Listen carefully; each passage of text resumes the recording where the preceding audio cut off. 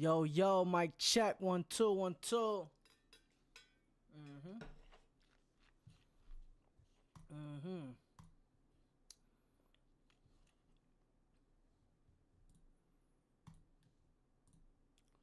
Mic check. 1 2 1 2.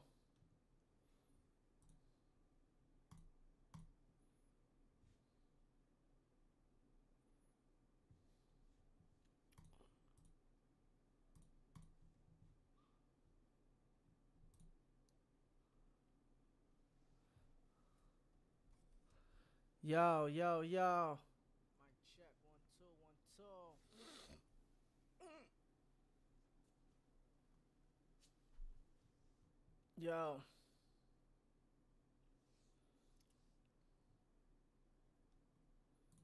Look like we live, boys. Another day back at it.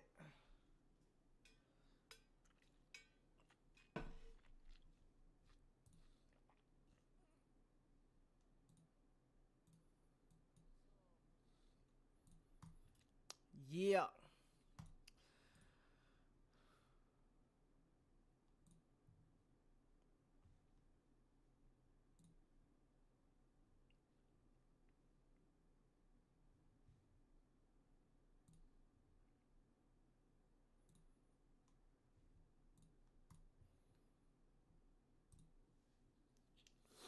Alright, guys. Another day, man. We about to start on this research day, man, on this divine command theory.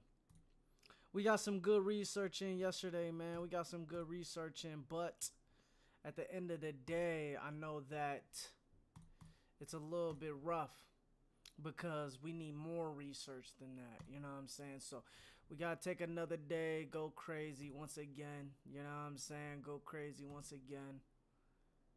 Get things popping, man. Get things popping.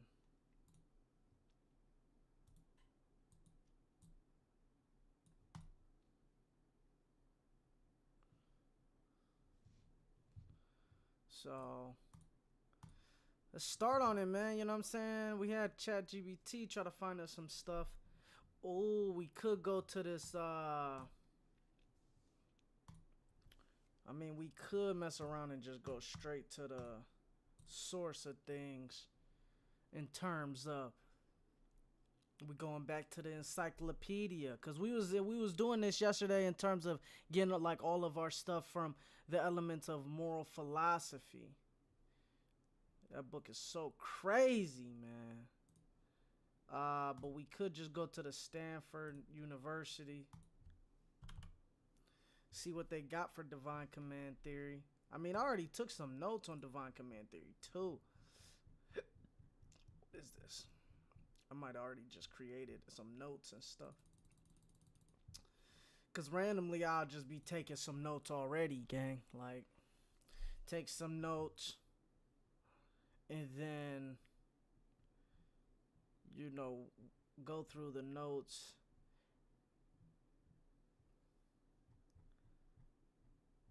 and then try to get a quick overview on those notes. Oh, this is a nice paper. I don't know where I got this information from. Oh, the sources. I created this. I had ChatGPT create me this paper. Like I said before, guys, I would basically give ChatGPT all the sources and then I would have it write me a paper so I'm able to read it. You know what I'm saying? So it tells me in a easier way so I can understand the concept. You don't never just use this as academic work. You use this as practice. You know what I'm saying? Going ahead, reading this. See, because I put the internet encyclopedia of philosophy. Use Wikipedia. They had another paper over here. But, yeah, man, I mean, we could just read this for today.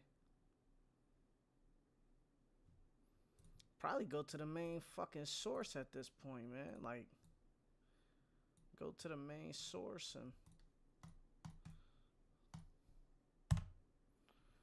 divine command theory, man. Was we reading this already? man, we might have to cook up on this for real. I wonder if I can save this. Oh, they let me save this. Okay. Bro, they just let me save this, bro. They just let me save this. So I love saving shit in this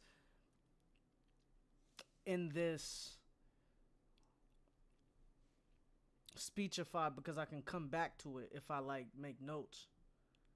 Damn, hold on. It says that it's saved to my library. I don't see that bit. Oh yeah, because it's probably down here.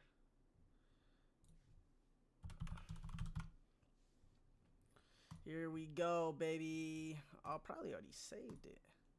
Wait, what is this? I probably already saved the Internet Encyclopedia. Is this the same thing?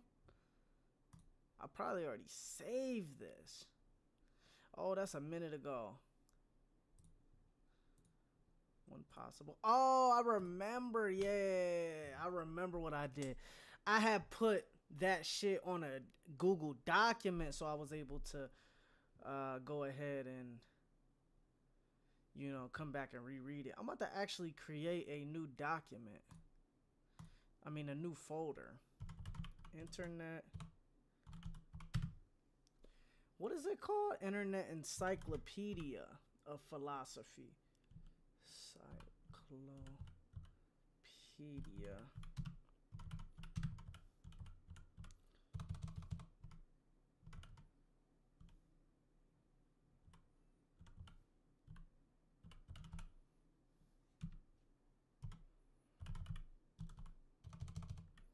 I mean, I use it so much. So it's kind of like the idea of like, why not? I'm tripping, bro. Where is it at, bro? I'm smoking work, bro.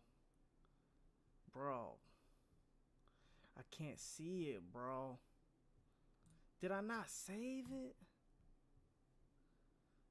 Oh, man.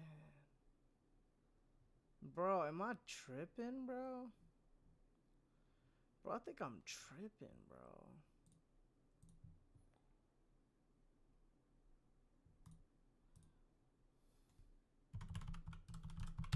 I'm gonna just call it internet real quick. See if it, yeah, internet.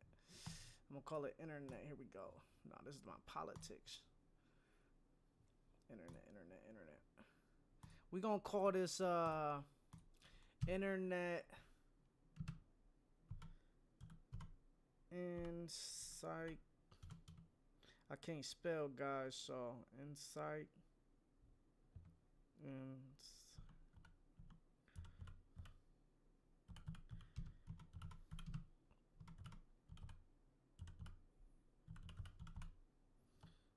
Yeah.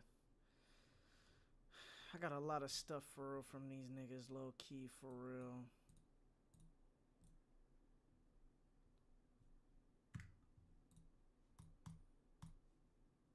Well, I got more shit from the Stanford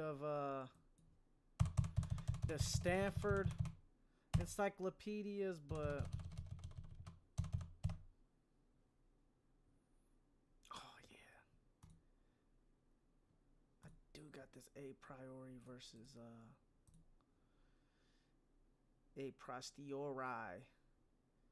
Damn, because those are some deep ass concepts, low key.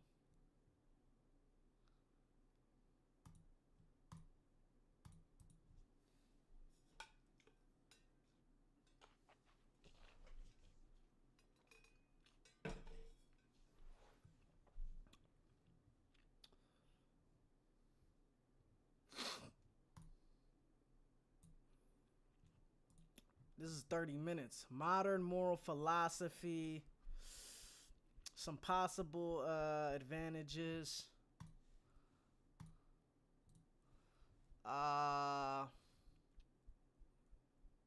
Euthyphro dilemma, of course.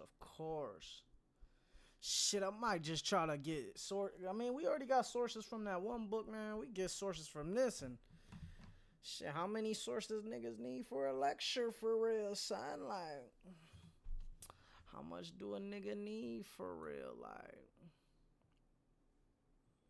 nigga don't need too much.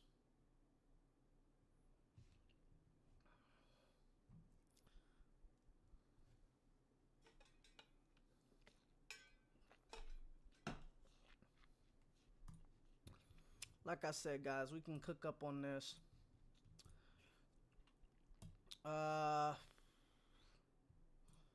Cook up on this. I mean, I put a source down here. I'll probably try to get ChatGPT to. Can you cite this?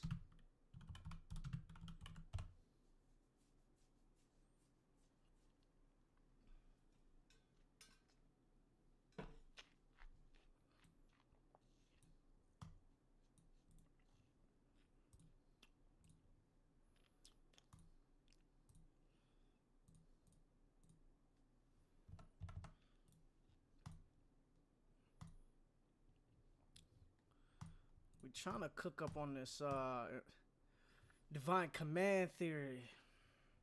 Oh yeah, guys, I got this other nigga. He trying to fuck with me. My nigga Egg, man. This nigga smart as fuck on Discord. I told him I want to fuck with him in terms of helping me on some of these lectures, but I don't know which one he trying to, you know, do for the most part for real. What the fuck? Friends pending. This is the only way. I don't even know who that is. Guess I'll accept you, bro.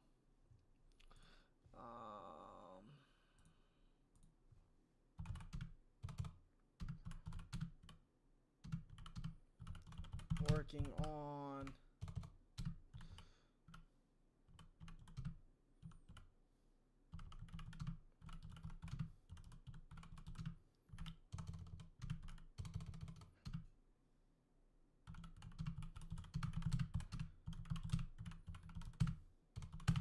texting this nigga now for real, seeing what kind of see if he can help me with one of these, man. One of these lectures.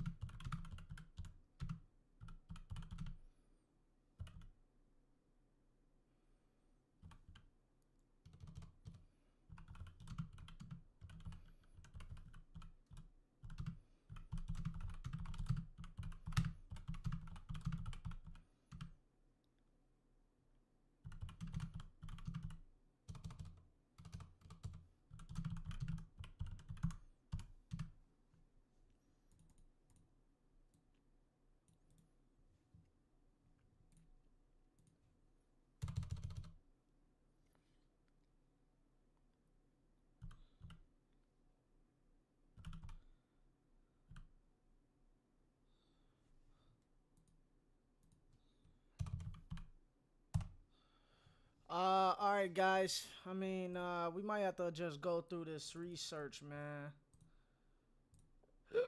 Might have to go through this research. Get shit popping for real.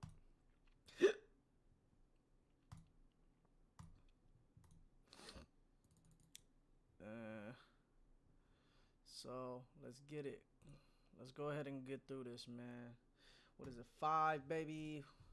We got a couple hours to spare, man. I'm trying to get to the gym, man. Get a quick run on, but you know what I'm saying?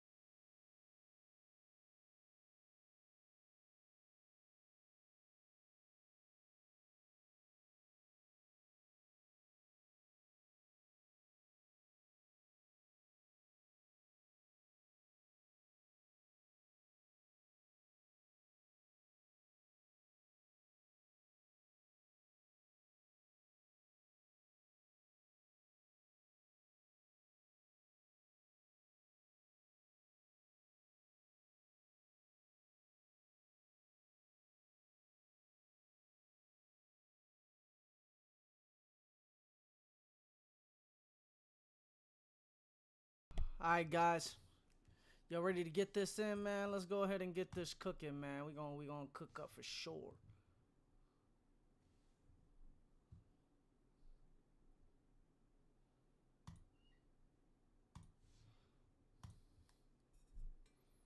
Internet Encyclopedia of Philosophy, Divine Command Theory. Philosophers, both past and present, have sought to defend theories of ethics that are grounded in a theistic framework. Roughly, divine command theory is the view that morality is somehow dependent upon God, and that moral obligation consists in obedience to God's commands. Roughly, divine command theory is the view that morality is somehow dependent upon God and that moral obligation consists in obedience to God's commands. Yo, where's my notes, man? Where's my notes? Where's my notes? Okay. Ah, fuck. Hold on, man. Where's my notes? Where's my notes?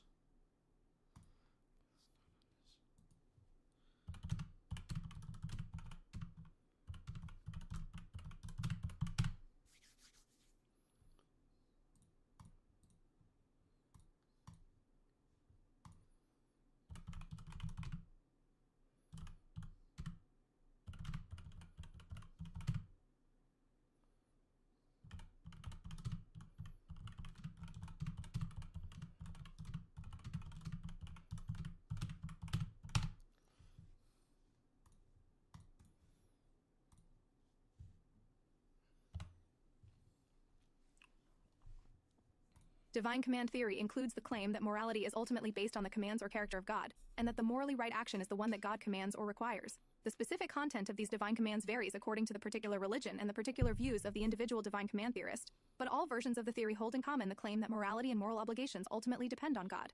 Divine command theory has been and continues to be highly controversial. It has been criticized by numerous philosophers, including Plato, Kai Nielsen, and J. L. Mackie. The theory also has many defenders, both classic and contemporary, such as Thomas Aquinas, Robert Adams, and Philip Quinn. Plato, definitely. That boy Plato definitely, you know, that boy definitely criticized him for sure, bro, for sure.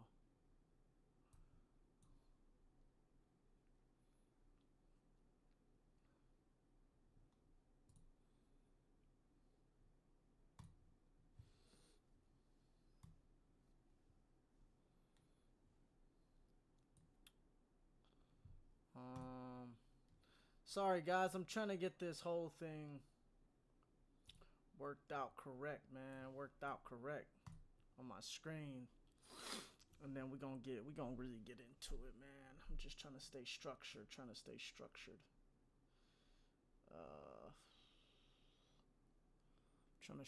the notes.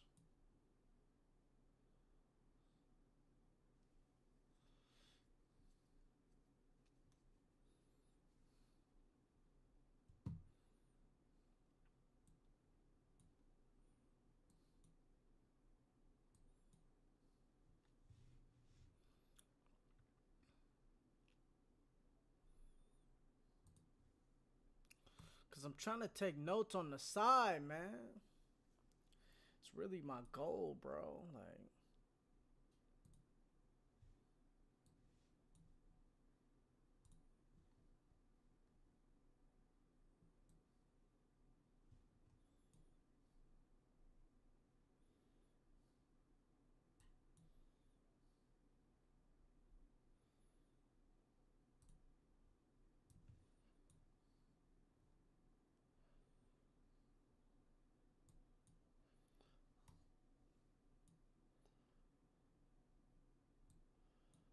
sorry guys, technical difficulties right now, man. Technical difficulties.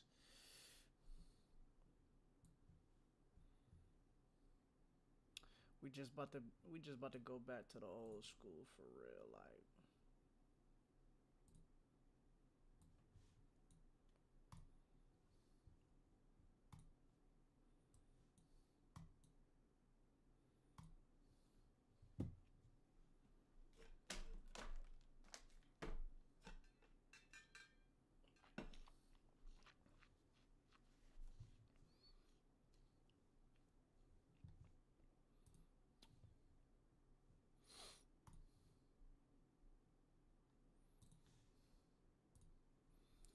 See if I can just get a little corner of this joint, man.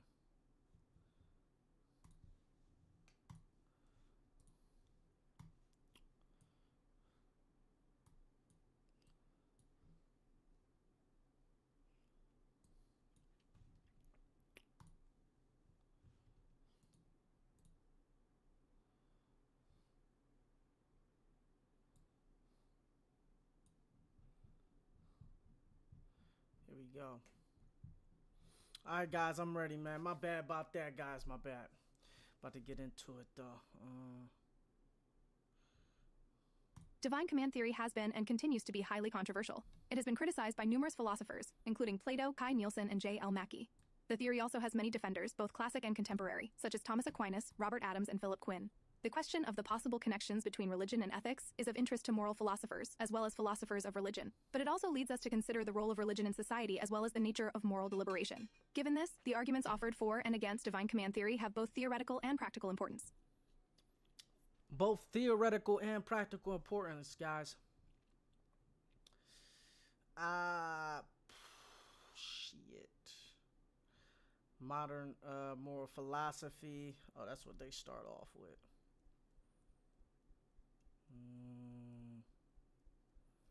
Some of this is like, I don't know if we're gonna use like responses to the Euthyphro dilemma, bite the bullet of human nature.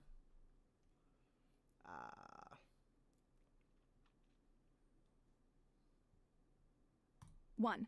Modern moral philosophy. In her influential paper, Modern Moral Philosophy, Elizabeth Anscombe argues that moral terms such as should and ought acquired a legalistic sense because of Christianity's far-reaching historical influence and its legalistic conception of ethics. For example, use of the term ought seems to suggest a verdict on an action, and this in turn suggests a judge. On a law conception of ethics, conformity with the virtues requires obeying the divine law.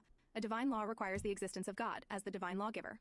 Anscombe claims that since we have given up on God's existence, we should also give up the use of moral terms that are derived from a theistic worldview. Who is this? Elizabeth Aston? Bro, who is that, bro? Since we have given up belief in God, we should also give up the moral understanding that rests on such belief, and engage in moral philosophy without using such terms. Bro, we was just having a conversation with a nigga, his name was, on Discord, that nigga name was like Fake Homo, bro. And he was just talking about this shit with me and my nigga Egg. Cause I had ended up asking, like, about the Euthyphro dilemma, and I was trying to understand it from both viewpoints, from an atheist viewpoint and from a theist viewpoint, you know what I'm saying? And I feel like that was his argument. Since we have given up belief in God, we should also give up the moral understanding that rests on such belief and engage in moral philosophy without using such terms. For Ashstone, this meant that we should abandon talk of morality as law and instead focus on morality as virtue. I mean, that's a weird thing, because like we strive to have morals within the law. You know what I'm saying? That's what we strive to do, even though we can't conceptualize every single moral objective truth. Like, so what the fuck is this nigga talking about? But a lot of niggas do believe we should separate like the morality from the law and shit like that, church and state type shit. Alan Donegan argues against these conclusions. Donegan's view is that Anscombe was mistaken on 2 counts. First, he rejects her claim that we can only treat morality as a system of law if we also presuppose the existence of a divine lawgiver. Second, Donegan contends that neither must we abandon law-based conceptions of morality for an Aristotelian virtue ethic. The reason for this, according to Donegan, is that a divine command must express God's reason in order for it to be expressive of a divine law. This reason, a divine command must express God's reason in order for it to be expressive of divine law. Given this, if we assume that human reason is at least in principle adequate for directing our lives, then the substance of divine law that is relevant to human life can be appreciated with human reason, apart from any reference to a divine being. Moreover, according to Donegan, even if we conceive of morality as Aristotle did, namely as a matter of virtue, it is quite natural to think that each virtue has as its counterpart some moral rule or precept. For example, to act in manner X is to be just, has as its counterpart, to act in manner X is morally right. And if we can apprehend the relevant moral virtue via human reason, then we can also apprehend the relevant moral law by that same reason. Given the foregoing points raised by Anscombe and Donegan, a divine command theorist might opt for a conception of morality as virtue, as law, or both. Before looking at some possible advantages of divine command theory, it will be helpful to clarify further the content of the view. Given the foregoing points raised by Anscombe and Donegan, a divine command theorist might opt for a conception of morality as virtue, as law, or both.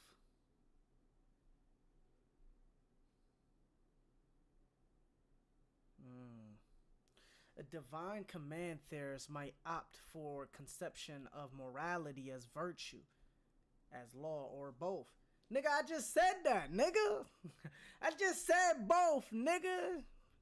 That's what I was saying with these niggas, man. I be saying real shit before I even fucking put it, like, even before I see it in here, nigga. Like,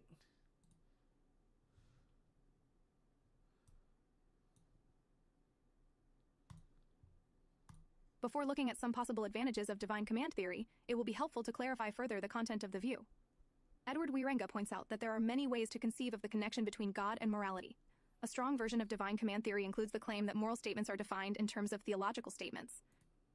Yeah, it is. A lot of niggas go off of the theological points of God.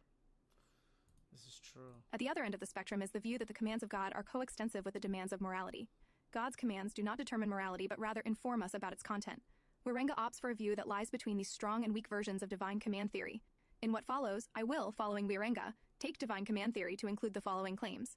God in some sense determines what is moral. Moral obligations are derived from God's commands, where these commands are understood as statements of the revealed divine will. I mean, that's true though. But like we said before, man, in the Christian worldview, we believe that God is good. So since God is good, the commands are good itself.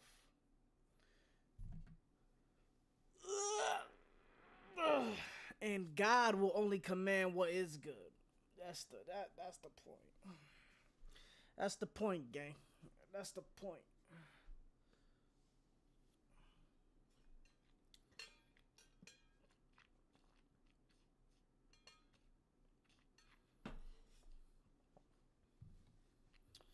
Two, some possible advantages of divine command theory. In his critique of practical reason, Immanuel Kant, who has traditionally not been seen as an advocate of divine command theory, claims that morality requires faith in God and an afterlife. What? Immanuel Kant believes in God? What the fuck? Is he saying the same type of... I don't want to play a semantics game, bro. I don't want to play a semantics game. Is he saying that he believes in God, bro? Like, but not in divine command theory, God? According to Kant, in his critique of practical reason, Immanuel Kant, who has traditionally not been seen as an advocate of divine command theory, claims that morality requires faith in God and an afterlife. According to Kant, we must believe that God exists because the requirements of morality are too much for us to bear. We must believe that there is a God who will help us satisfy the demands of the moral law. With such a belief, we have the hope that we will be able to live moral lives. What? Moreover, Kant argues that there is not the slightest ground in the moral law for a necessary connection between the morality and proportionate happiness of a being who belongs to the world as one of its parts and is thus dependent on it. However, if there is a God and an afterlife where the righteous are rewarded with happiness and justice obtains, this problem goes away. That is, being moral does not guarantee happiness, so we must believe in a God who will reward the morally righteous with happiness. Kant does not employ the concept of moral faith as an argument for divine command theory, but a contemporary advocate could argue along Kantian lines that these advantages do accrue to this view of morality. Bro, this is fucking crazy, bro. Bro, I didn't know this, bro. I thought he was some atheist, but I thought he was looking at God in like some type of socially constructed way, gang. That's what I thought.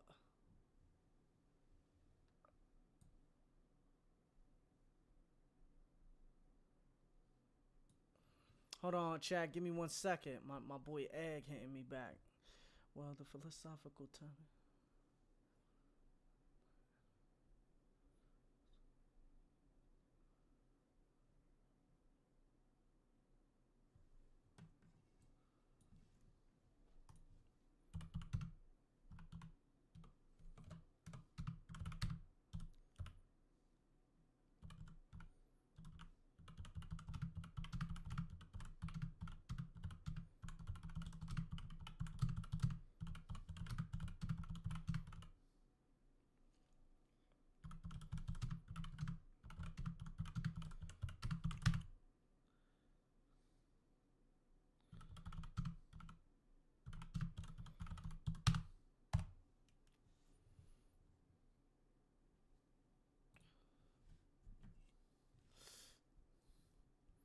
I didn't know Kant believed in this. This is deep shit. This made me look at Kant a little bit different now, bro. I'm trying to understand this.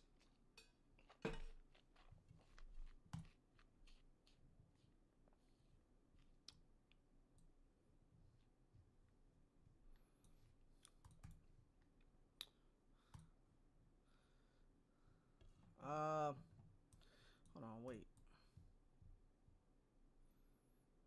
I'm trying to see,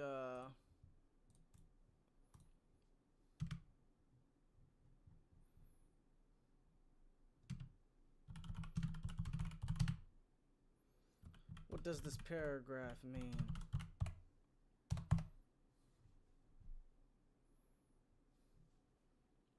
This paragraph discusses some advantages of divine command theory, particularly through the lens of Immanuel Kant's philosophy. Here's a breakdown of its key points. Hey, hold on, chat. I gotta go AFK. My shorty calling me right now. Hello?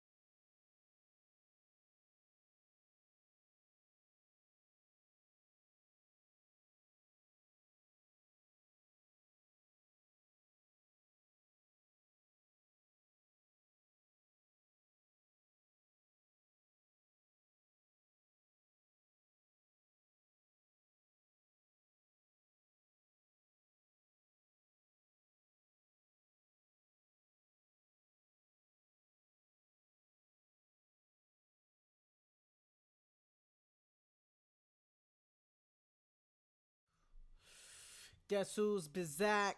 Back with the crack. Faith. This paragraph discusses some advantages of divine command theory, particularly through the lens of Immanuel Kant's philosophy. Here's a breakdown of its key points.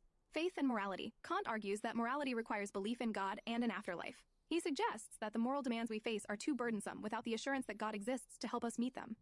Hope for happiness. Kant believes that if there is a God who rewards moral behavior in an afterlife, it alleviates the disconnect between morality and happiness. Thus, belief in God provides hope that moral actions will lead to happiness. Contemporary application. While Kant himself doesn't frame this as an argument for divine command theory, modern proponents could use his ideas to support the view that morality is grounded in divine authority, suggesting that these advantages are significant for understanding moral obligations. In essence, the paragraph emphasizes how belief in God... Bro, that's crazy. So I'm trying to understand this, bruh.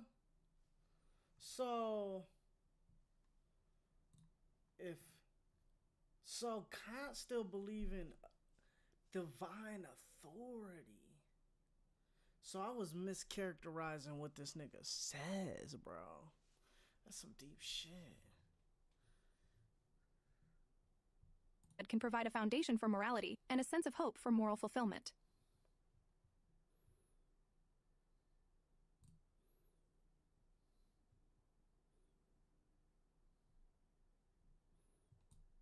Another possible advantage of divine command theory is that it provides an objective metaphysical foundation for morality. For those committed to the existence of objective moral truths, such truths seem to fit well within a theistic framework. That is, if the origin of the universe is a personal moral being, then the existence of objective moral truths are at home, so to speak, in the universe.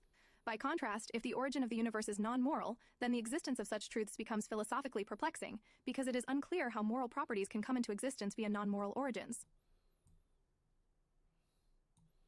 I still don't understand that shit.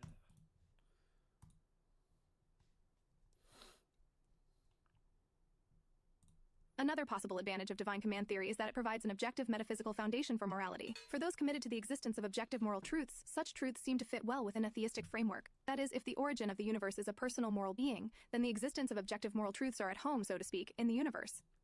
At home?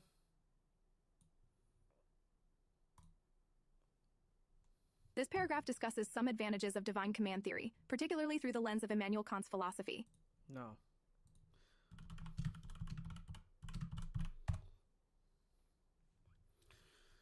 I gotta understand this, bro. I can't.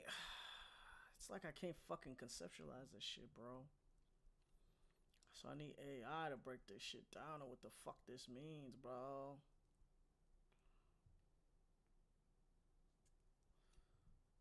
Okay.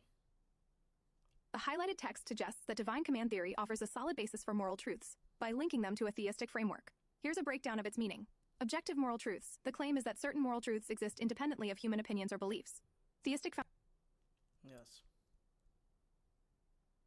foundation, when it states that if the origin of the universe is a personal moral being, it implies that a God who is inherently good can provide a consistent source for these moral truths. Metaphysical fit, the phrase at home, so to speak, in the universe indicates that if a moral being created the universe, then objective moral truths naturally align with the universe's structure and existence. In essence, this argument posits that a belief in God supports the idea that there are universal moral truths that apply to everyone, making morality more stable and grounded. I have to ask AI this shit, bro, because I really don't understand this. So, the question is that I know it's objective because God gives us the morals and God is independent of our minds, but does that mean that it is subjective to what God? I understand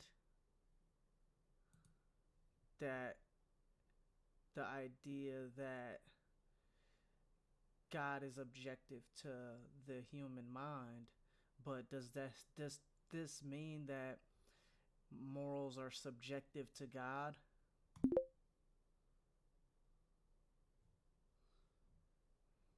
Okay, that didn't work.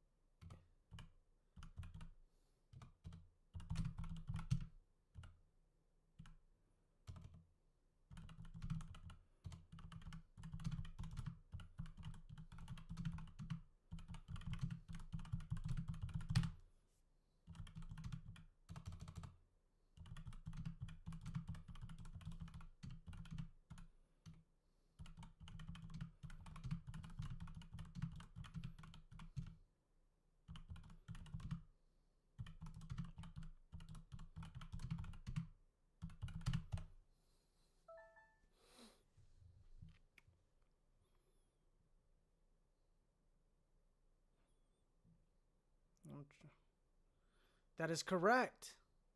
I knew it. Yes, that's correct. In divine command theory, God's commands are seen as objective because they come from a divine source that is independent of human opinions. However, this also means that morality is subjective to God, in the sense that what is considered morally right or wrong is determined by God's will. Here's a quick breakdown. Objective to humans, moral laws are viewed as universal and binding for all people, regardless of individual beliefs. Subjective to God, the content of these moral laws is dependent on God's nature and commands. What is right or wrong is ultimately defined by what God wills. This creates the tension often discussed in the Euthyphro dilemma, questioning whether actions are good because God commands them, or if God commands them because they are good. Sometimes niggas just gotta bite the bullet, man. You can't just be... It's objective to humans, but it's subjective to God. God creates the rules, which can cause problems, but if you believe in a God that is, like, all good, he ain't gonna... The nigga, God ain't gonna sit here and manifest bad, like, you know what I'm saying? Or, like, crazy shit, like, fucking putting a bunch of Jews in a bunch of concentration camps and shit like that. Like, you know what I'm saying? He can, but it's subjective to God. That's the idea.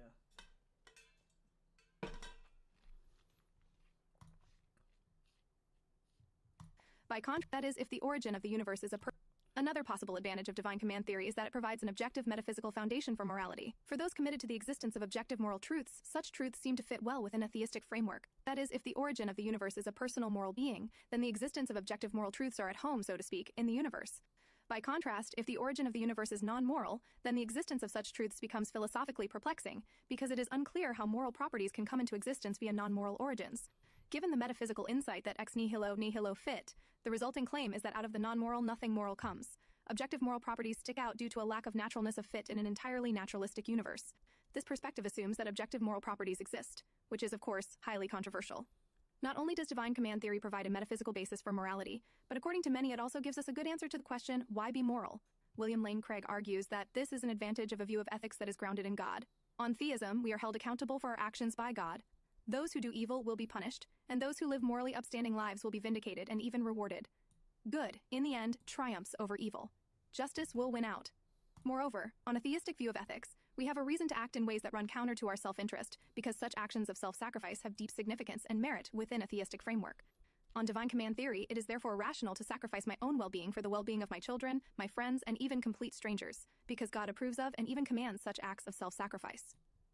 On God and divine command theory, it is therefore rational to sacrifice my own well-being for the well-being of my children, my friends, and even complete strangers, because God approves of and even commands such acts of self-sacrifice. An important objection to the foregoing points is that there is something inadequate about a punishment and reward orientation of moral motivation.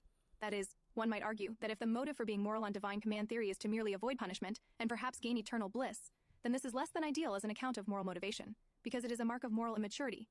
Should we not instead seek to live moral lives in community with others because we value them and desire their happiness? In response to this, advocates of divine command theory may offer different accounts of moral motivation, agreeing that a moral motivation based solely on reward and punishment is inadequate. For example, perhaps the reason to be moral is that God designed human beings to be constituted in such a way that being moral is a necessary condition for human flourishing. Some might object that this is overly egoistic, but at any rate it seems less objectionable than the motivation to be moral provided by the mere desire to avoid punishment.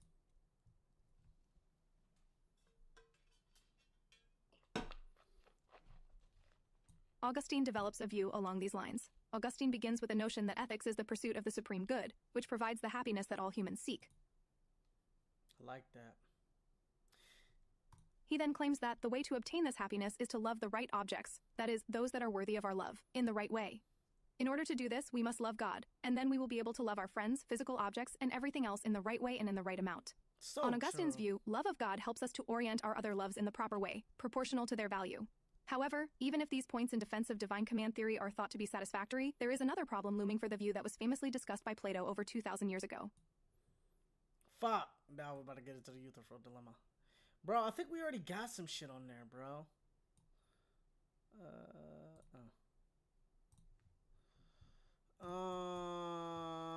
We already got some shit on the Euthyphro dilemma, guys.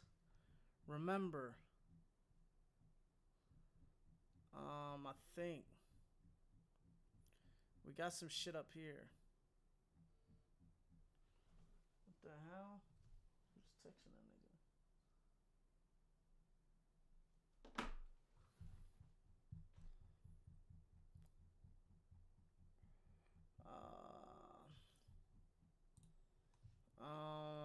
Euthyphro dilemma.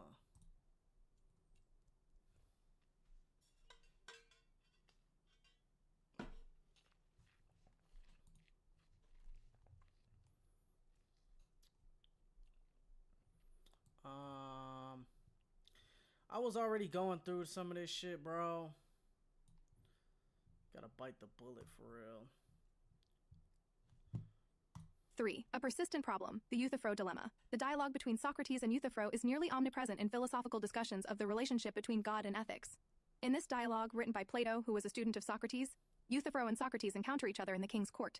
Charges have been brought against Socrates by Miletus, who claims that Socrates is guilty of corrupting the youth of Athens by leading them away from belief in the proper gods. In the course of their conversation, Socrates is surprised to discover that Euthyphro is prosecuting his own father for the murder of a servant.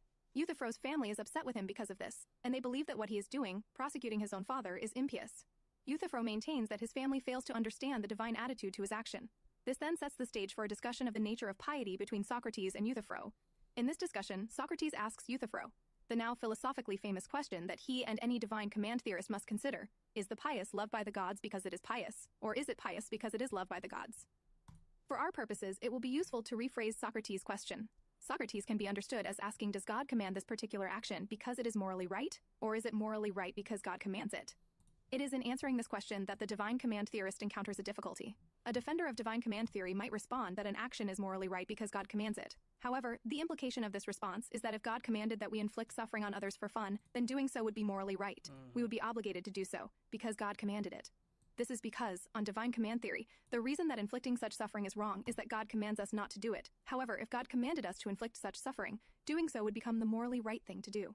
The problem for this response to Socrates' question, then, is that God's commands and therefore the foundations of morality become arbitrary, which then allows for morally reprehensible actions to become morally obligatory. Most advocates of divine command theory do not want to be stuck with the implication that cruelty could possibly be morally right, nor do they want to accept the implication that the foundations of morality are arbitrary. So, a divine command theorist might avoid this problem of arbitrariness by opting for a different answer to Socrates' question, and say that for any particular action that God commands, he commands it because it is morally right. By taking this route, the divine command theorist avoids having to accept that inflicting suffering. Most advocates of divine command theory do not want to be stuck with the implication that cruelty could possibly be morally right, nor do they want to accept the implication that the foundations of morality are arbitrary.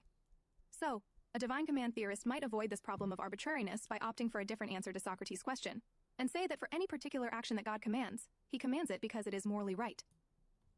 So, a divine command theorist might avoid this problem of arbitrariness by opting for a different answer to Socrates' question, and say that for any particular action that God commands, he commands it because it is morally right.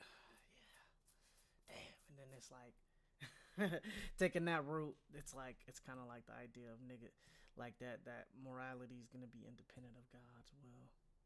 By taking this route, the divine command theorist avoids having to accept that inflicting suffering on others for fun could be a morally right action. More generally, she avoids the arbitrariness that plagues any divine command theory, which includes the claim that an action is right solely because God commands it. However, two new problems now arise. If God commands a particular action because it is morally right, then ethics no longer depends on God in the way that divine command theorists maintain. God is no longer the author of ethics, but rather a mere recognizer of right and wrong. As such, God no longer serves as the foundation of ethics. Moreover, it now seems that God has become subject to an external moral law and is no longer sovereign. John Arthur puts the point this way.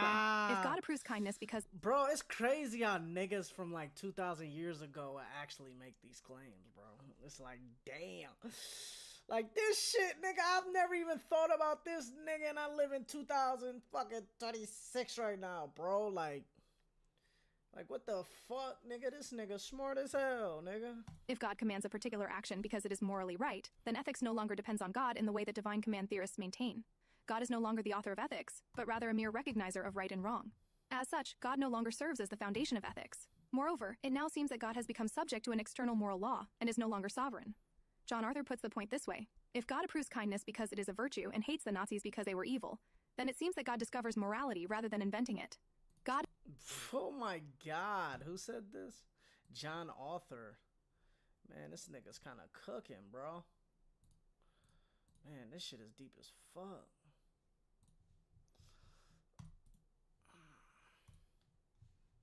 God is no longer sovereign over the entire universe, but rather is subject to a moral law external to himself. The notion that God... Yeah, but then, exactly, if you take that route, you're gonna fall. Bro, you're falling you're gonna fall bad because you gotta be like, then you gotta ask the philosophical question: does God have to submit to that law? If morality is independent of God, then the philosophical question then turns to, does God have to submit to that moral law? Nigga, you better not take that motherfucking, you better not take that, because God's supposed to be the most powerful. How is he going to submit to a law outside of himself when he's creating the law? So I never take that path. I'm just like, hey, shit, morality is subjective. And that's why I love Andrew Wilson, where he talks about, he's just like, yeah, I mean, I just bite the bullet. Like, morality is just subjective. It's dependent on God. Like, and then that nigga goes into the force doctrine. Whoever has the most force, that manifests into the realm of right and wrong. You know what I'm saying? And it's like, those arguments are strong. Some of them is like overreaching a little bit, but he's right though. Because a lot of these niggas, they'll start arguing, oh, we got inherent human rights.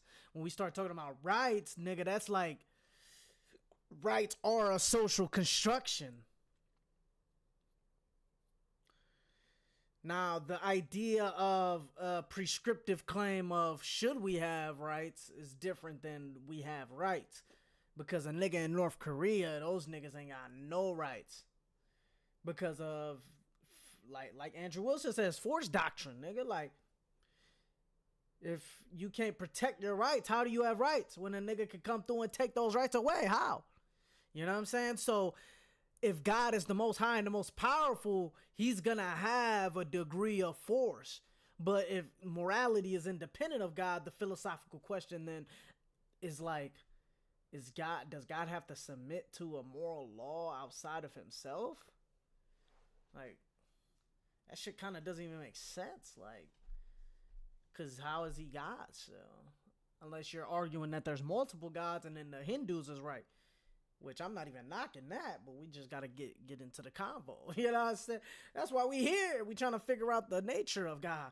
Is there a moral God, and then there's a God a force God, like what he talks about, like force doctrine, a God of war or some shit like that. That's why some of that shit be making sense. You know what I'm saying? But the idea of monotheism is like, the most high God will win out of all of the gods. You know what I'm saying? There's a most high God. So those ideas is falling, like, they're just going past my head, gang. They're going past my head.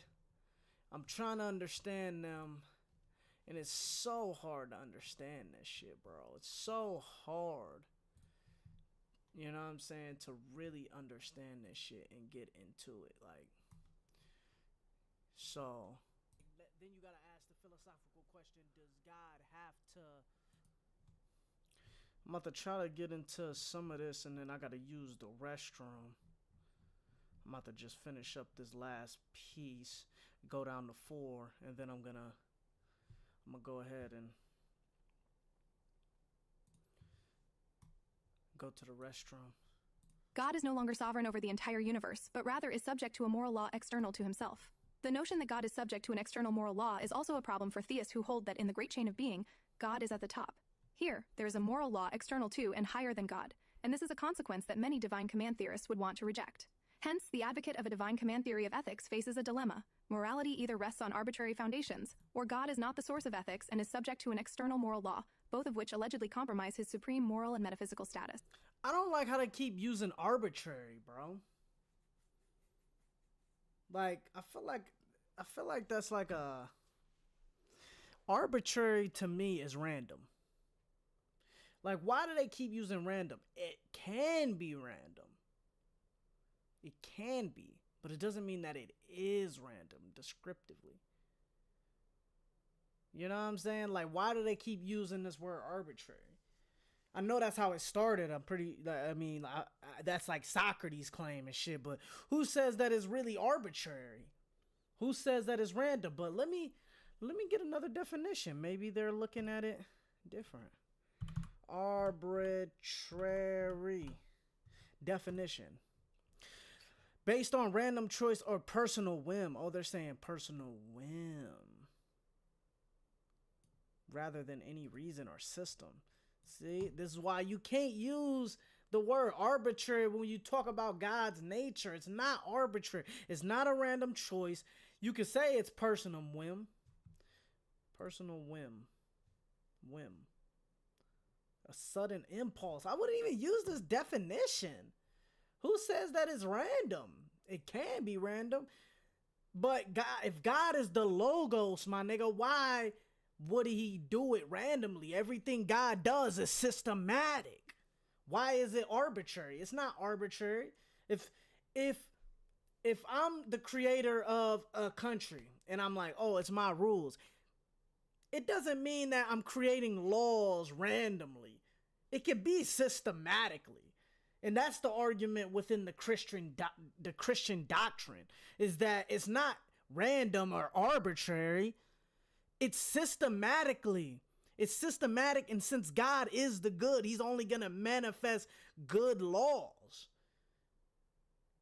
He's like, imagine an amazing president. Like, you know, he's going to only manifest good laws. It doesn't mean that it's arbitrary. He makes decisions arbitrary or random and things like that. No, his being, God's being is literally integrated with the logos, bro. The highest form of reason.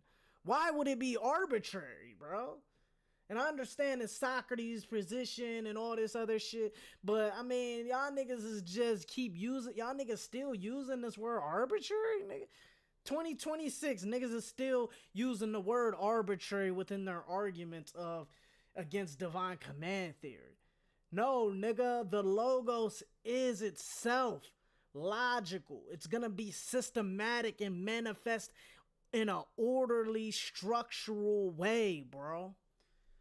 Fuck is wrong with niggas, bro? Like, y'all niggas is bugging using this word arbitrary, gang. For real, bro. It's crazy that niggas think that. I understand the difference between it can be arbitrary. God can, because he's the most high and the most powerful. But if you look at it from the Christian framework, Jesus Christ is literally ontologically the good. Ontologically. So he will only manifest the good. You know what I'm saying? Even if Jesus Christ wasn't even real and we just take a metaphysical principle that we're just praising the metaphysical category of good, why would the good manifest bad?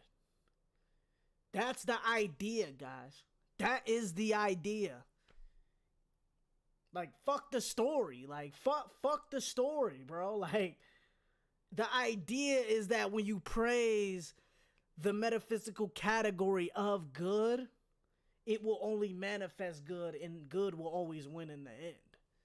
That's the idea. It's not arbitrary. It's not unlogical. That will go against its own nature. You know what I'm saying? But I'm gonna go use the restroom, guys. You know what I'm saying? Give me a little second, man. Give me maybe, 10, 15 real quick. I'm gonna be back.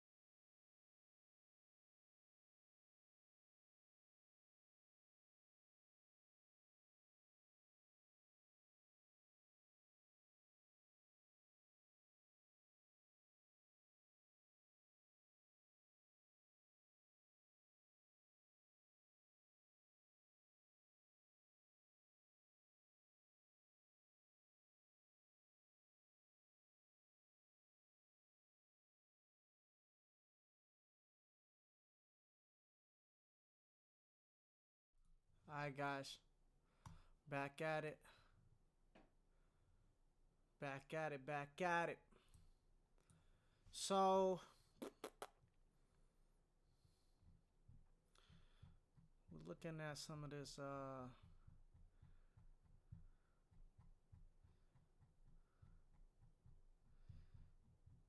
we're looking at this divine command theory, internet encyclopedia of philosophy, guys.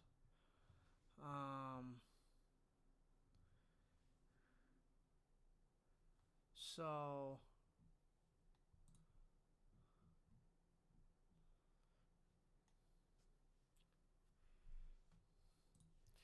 this is rough to understand, guys. Very rough to understand. You gotta know a lot of terms. You gotta know a lot of, philosophical arguments to analyze this at the highest degree.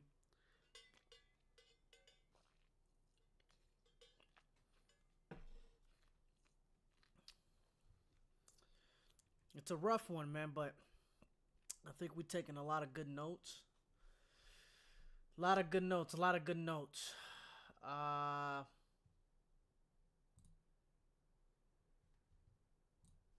taking a lot of good notes, man, but it's still it's still going over my head, guys. I'm new to the game, new to philosophy. Been studying philosophy for maybe 3-4 years, guys. So this shit right here is just, it's intense, but we're gonna keep working through it, man. We're gonna keep working through it. 4. Responses to the Euthyphro dilemma. A. Bite the bullet. One possible response to the Euthyphro dilemma is to simply accept that if God does command cruelty, then inflicting it upon others would be morally obligatory. In Super 4 Libros Sententiarum, William of Ockham states that the actions which we call theft and adultery would be obligatory for us if God commanded us. One possible response to the Euthyphro dilemma is to simply accept that if God does command cruelty, then inflicting it upon others would be morally obligatory. In Super 4 Libros Sententiarum, William of Ockham states that the actions which we call theft and adultery would be obligatory for us if God commanded us to do them. Most people find this to be an unacceptable view of moral obligation, on the grounds that any theory of ethics that leaves open the possibility that such actions are morally praiseworthy is fatally flawed. This is a good argument. We cannot knock some of these atheist arguments, bro. They're nice. However, as Robert Adams points out, a full understanding of Occam's view here would emphasize that it is a mere logical possibility that God could command adultery or cruelty, and not a real possibility. That is, even if it is logically possible that God could command cruelty, is not something that God will do, given his character in the actual world. Bro, this is exactly what I just said. Oh my God, bro. I swear to God. Robert Adams, my guy. My guy, Robert fucking Adams. I don't know who this guy is, man. But I swear to God, chat, man, I was just saying this, bro. Because I know the argument, son. I know the arguments. Given this, Occam himself was surely not prepared to inflict suffering on others if God commanded it. Even with this proviso, however, many reject this type of response to the Euthyphro dilemma. B. Human nature. Yeah. Another response to the Euthyphro dilemma, which is intended to avoid the problem of arbitrariness, is discussed by Clark and Portenga, drawing upon the moral theory of Thomas Aquinas. If we conceive of the good life for human beings as consisting in activities and character qualities that fulfill us, then the good life will depend upon our nature, as human beings. Given human nature, some activities and character traits will fulfill us, and some will not. For example, neither drinking gasoline nor lying nor committing adultery will help us to function properly and so be fulfilled, as human beings. God created us with a certain nature. Once he has done this, he cannot arbitrarily decide what is good or bad for us, what will help or hinder us from functioning properly. God could have created us differently. That is, it is possible that he could have made us to thrive and be fulfilled by ingesting gasoline, lying, and committing adultery. But, according to Aquinas, he did no such thing. We must live lives marked by a love for God and other people, if we want to be fulfilled as human beings. The defender of this type of response to the Euthyphro dilemma, to avoid the charge of arbitrariness, should explain why God created us with the nature that we possess, rather than some other nature. What grounded this decision? A satisfactory answer will include the claim that there is something valuable about human beings and the nature that we possess that grounded God's decision, but it is incumbent upon the proponent of this response to defend this claim. See Alston's advice. In his Some Suggestions for Divine Command Theorists, William Alston offers some advice to advocates of divine command theory, which Alston believes will make the view as philosophically strong as it can be. Alston formulates the Euthyphro dilemma as a question regarding which of the two following statements a divine command theorist should accept. 1. We ought to love one another because God commands us to do so. Or 2. God commands us to love one another because that is what we ought to do. We ought to love one another because that's what God commands us to do. God commands us to love one another because that's what we ought to do. I would have to go with this one because I know the traps behind it. There's traps behind both.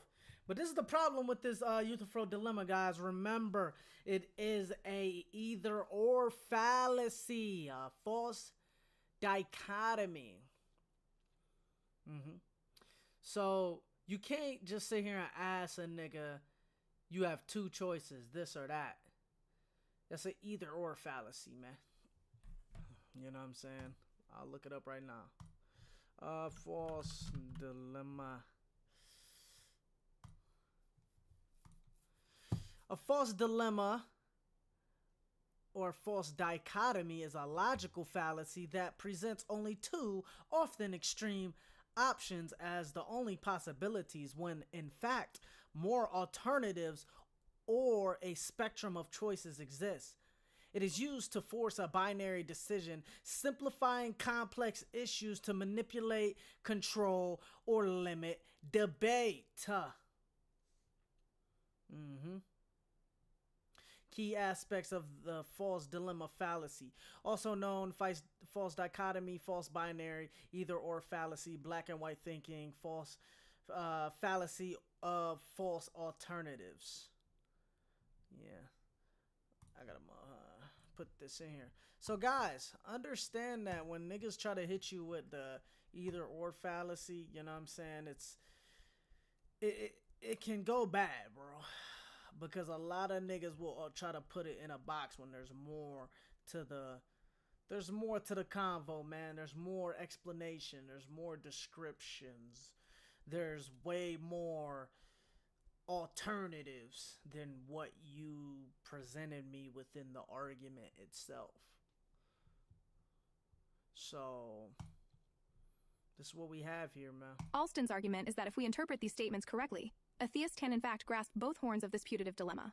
One problem with opting for number 1 in the above dilemma is that it becomes difficult if not impossible to conceive of God as morally good, because if the standards of moral goodness are set by God's commands, then the claim God is morally good is equivalent to God obeys his own commands. But this trivialization is not what we mean when we assert that God is morally good. Alston argues that a divine command theorist can avoid this problem by conceiving of God's moral goodness as something distinct from conformity to moral obligations, and so as something distinct from conformity to divine commands.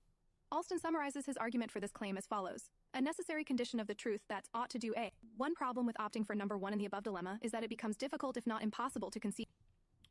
Yeah, so... Alright, guys.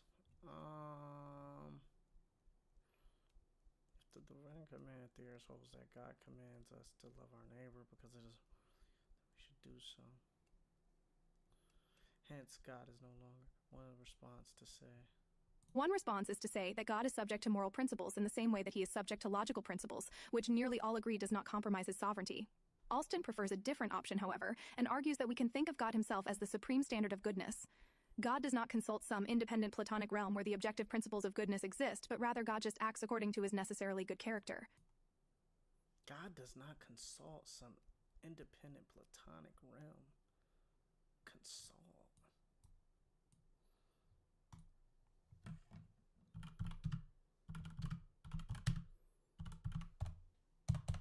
I don't know what this means, man.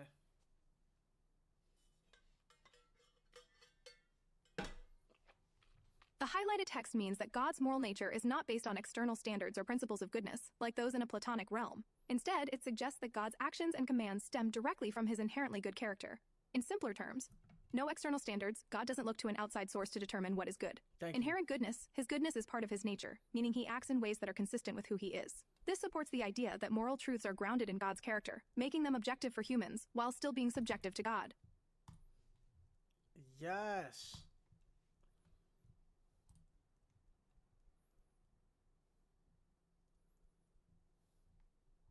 But is not arbitrariness still present, insofar as it seems that it is arbitrary to take a particular individual as the standard of goodness, without reference to the individual's conformity to general principles of goodness?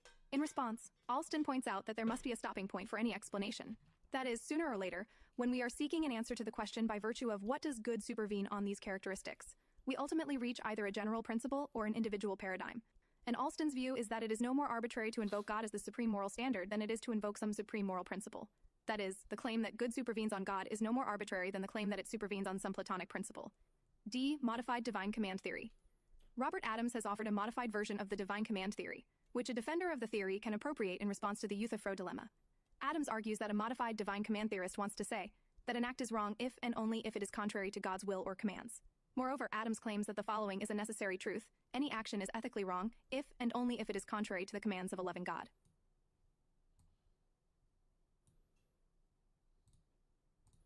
Adams argues that a modified divine command theorist wants to say that an act is wrong if and only if it is contrary to God's will or commands. Moreover, Adams claims that the following is a necessary truth: any action is ethnically wrong if and only if it is contrary to the commands of a loving God.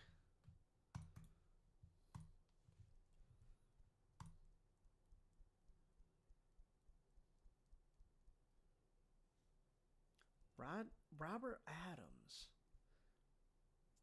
has offered a modified version of the divine command theory, which a defender of the theory can appropriate in response to the Euthyphro dilemma. Adams argues that a modified divine command theorist wants to say that an act is wrong if and only if it is contrary to God's will or commands.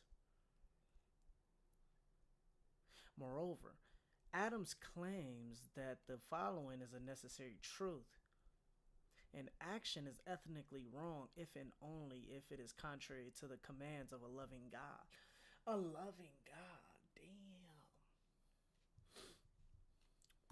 On this modification of divine command theory, actions, and perhaps intentions in individuals, possess the property of ethical wrongness, and this property is an objective property.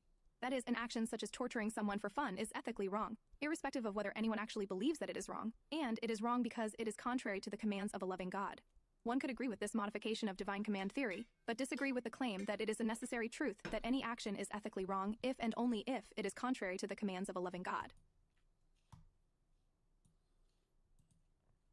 One might hold that this claim is a contingent truth. That is, that in the actual world, being contrary to the commands of a loving God is what constitutes ethical wrongness, but that there are other possible worlds in which ethical wrongness is not identified with being contrary to the commands of a loving God. It should be pointed out that for the theist who wants to argue from the existence of objective moral properties back to the existence of God, Adams' stronger claim, namely, that an action is wrong if and only if it goes against the commands of a loving God, should be taken as a necessary truth, rather than a contingent one. At any rate, whichever option a modified divine command theorist chooses, the modification at issue is aimed at avoiding both horns of the Euthyphro dilemma. The first horn of the dilemma posed by Socrates to Euthyphro is that if an act is morally right because God commands it, then morality becomes arbitrary.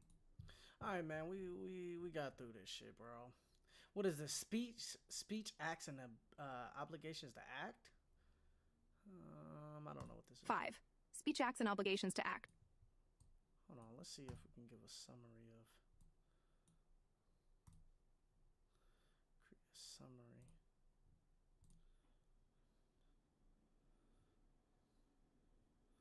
Create a summary of this speech to acts, so I don't have to read it. Unless it's something super important. Remember, guys, we trying to get the main shit, bro. We not trying to sit here and read bullshit. You know what I'm saying? Shit that we don't give a fuck about.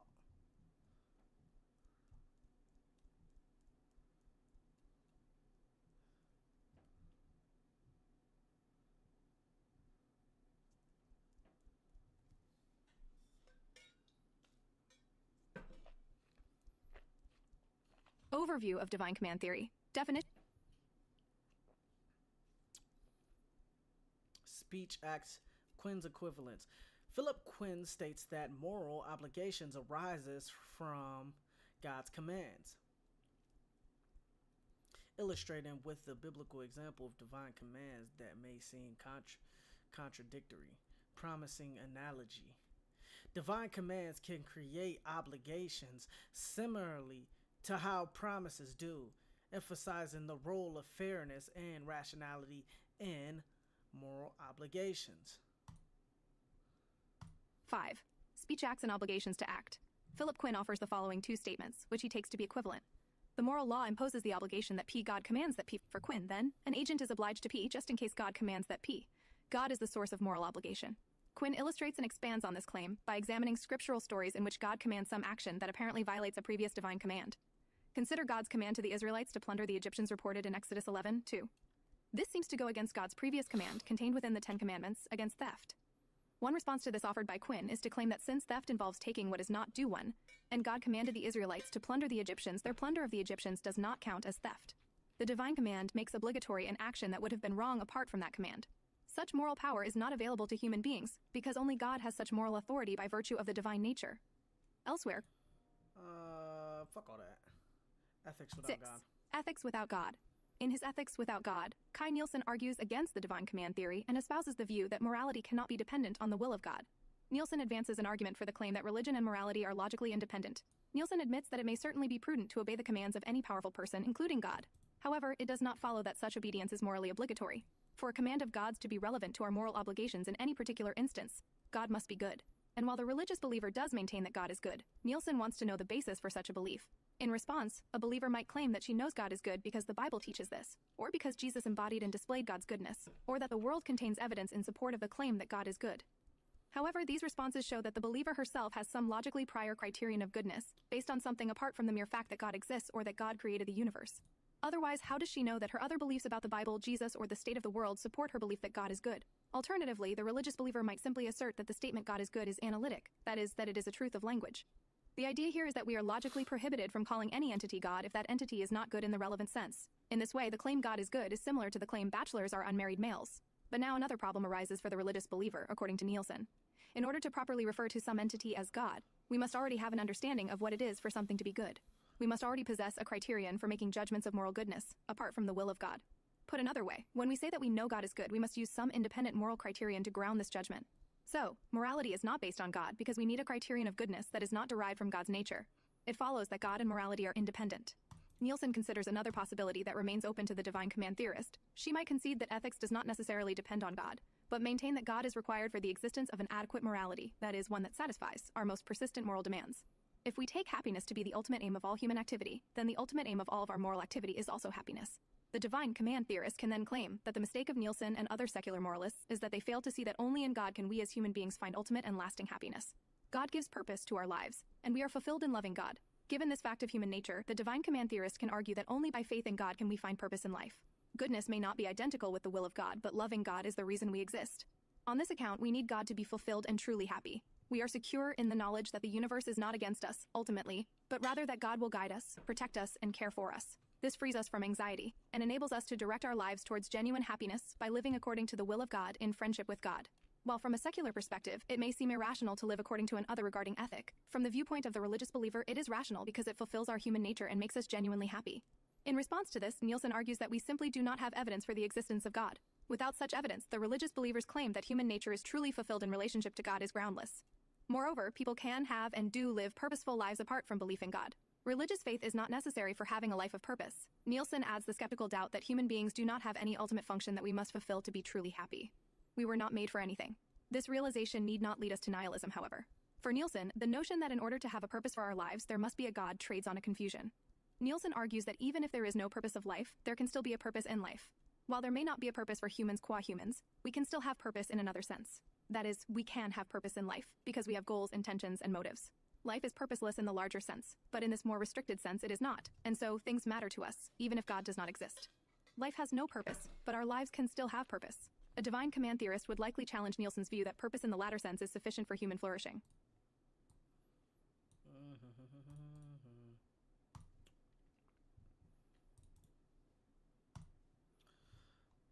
7. Other objections to divine command theory. A. The omnipotence objection. An implication of the modified divine command theory is that God would not, and indeed cannot, command cruelty for its own sake. Some would argue that this implication is inconsistent with the belief that God is omnipotent. How could there be anything that an all-powerful being cannot do? Yeah. A. The omnipotence objection. An implication of the modified divine command theory is that God would not, and indeed cannot, command cruelty for its own sake. Right. This is a strong argument, but like we said again, it's not pointing to the right thing at all. It's not like we're saying, oh, God cannot do these things. We're saying that God will not do those things. In his discussion of the omnipotence of God, Thomas Aquinas responds to this understanding of omnipotence and argues that it is misguided. Aquinas argues that we must consider the precise meaning of all when we say that God can do all things. For Aquinas, to say that God can do all things is to say that he can do all things that are possible, and not those that are impossible. For Aquinas, to say that God can do all things is to say that he can do all things that are possible, not things that are...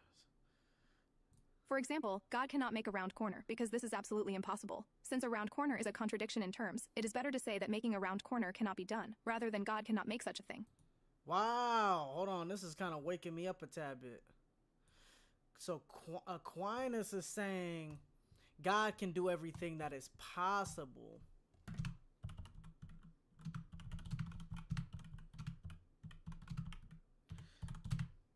Sorry guys, I just had to put this down real quick and I'm gonna explain it.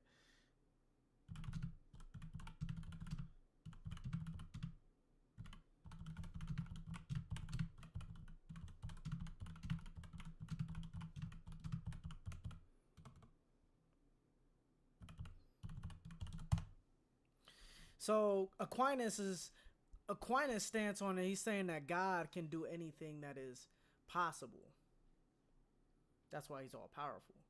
He can't do anything that's impossible, like make a round corner. That's fucking wow. That shit woke me up for real. That shit makes sense. It's a logical contradiction. He can't do logical contradictions, bro. Wow. In his discussion of the omnipotence of God, Thomas Aquinas responds to this understanding of omnipotence and argues that it is misguided. Aquinas argues that we must consider the precise meaning of all when we say that God can do all things. For Aquinas, to say that God can do all things is to say that he can do all things that are possible, and not those that are impossible. For example, God cannot make a round corner, because this is absolutely impossible. Since a round corner is a contradiction in terms, it is better to say that making a round corner cannot be done, rather than God cannot make such a thing. This response, however, is insufficient for the issue at hand, namely, that on a modified divine command theory, God would not and cannot command cruelty for its own sake. There is no logical contradiction in terms here, as there is in the case of the round corner. Aquinas offers a further response to this sort of challenge to God's omnipotence. His view is that to sin is to fall short of a perfect action, which is repugnant to omnipotence. For Aquinas, there is something about the nature of sin that is contrary to omnipotence. Hence, that God cannot do immoral actions is not a limit on his power, but rather it is entailed by his omnipotence. Aquinas' view is that God cannot command cruelty because he is omnipotent. B. The omnibenevolence objection. On divine command theory, it problematically appears that God's goodness consists in God doing whatever he wills to do. This problem has been given voice by Leibniz, and has recently been discussed by Quinn, Warenga, Alston, and Wainwright. The problem is this: if what it means for an action to be morally required is that it be commanded by God, then God's doing what he is obligated to do is equivalent to his doing what he commands himself to do. This, however, is incoherent. While it makes sense to conceive of God as forming an intention to do an action, or judging that it would be good to do an action, the notion that he commands himself to do an action is incoherent. Moreover, on divine command theory, God could not be seen as possessing moral virtues, because a moral virtue would be a disposition to do an action that God commands. This is also incoherent. In response, divine command theorists have argued that they can still make sense of God's goodness by pointing out that he possesses traits which are good as distinguished from being morally obligatory. For example, God may be disposed to love human beings, treat them with compassion, and deal with them fairly.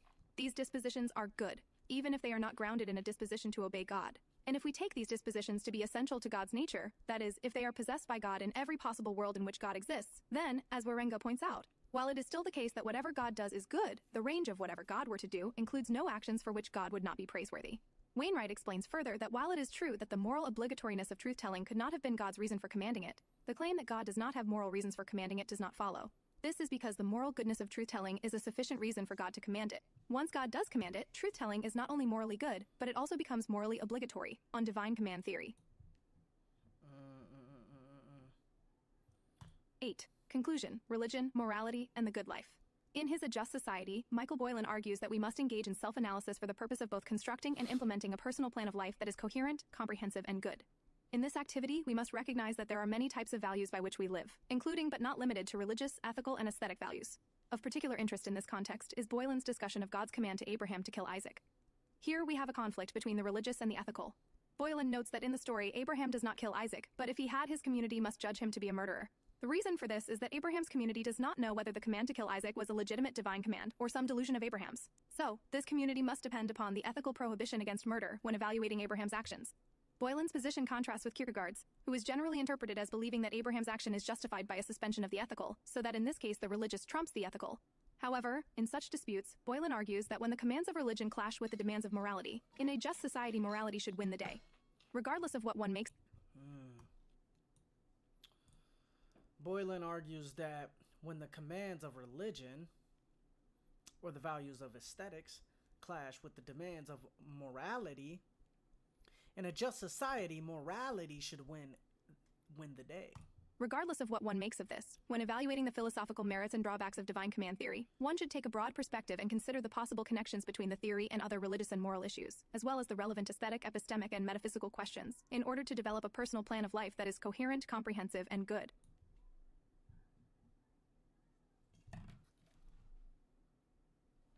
Hold on, chat. Give me a second.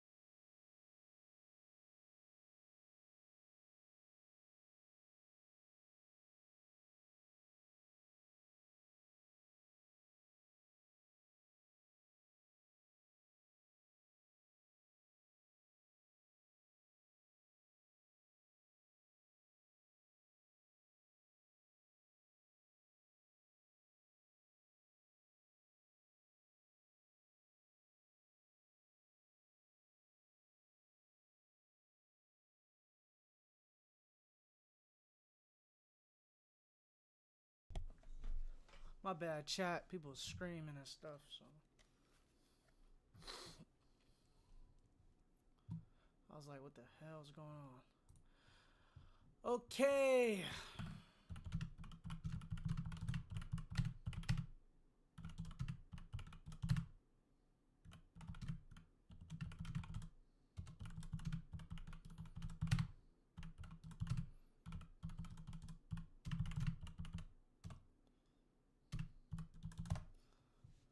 All right, coach.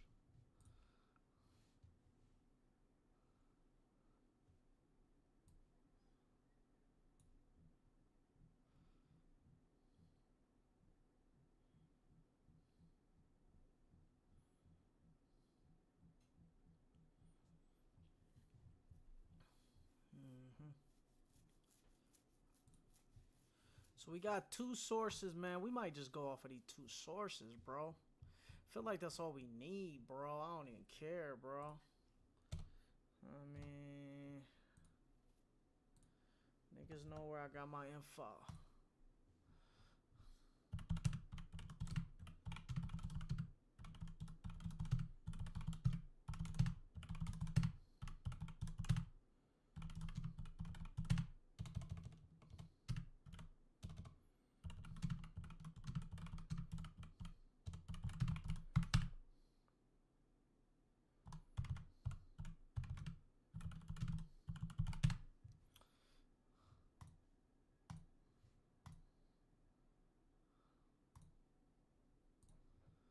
All right, guys.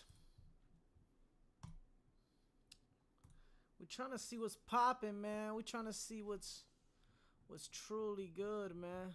And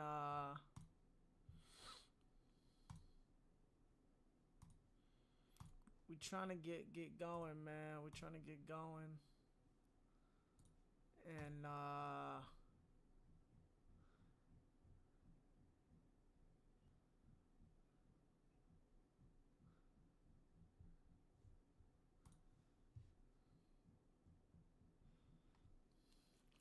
cause right now, man, we got two sources, bro. I think we got two good sources, bro.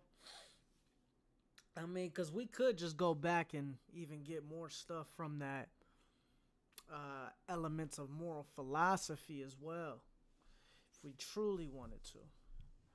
But the question is like, do we truly got to? Nah, bro, we don't truly got to.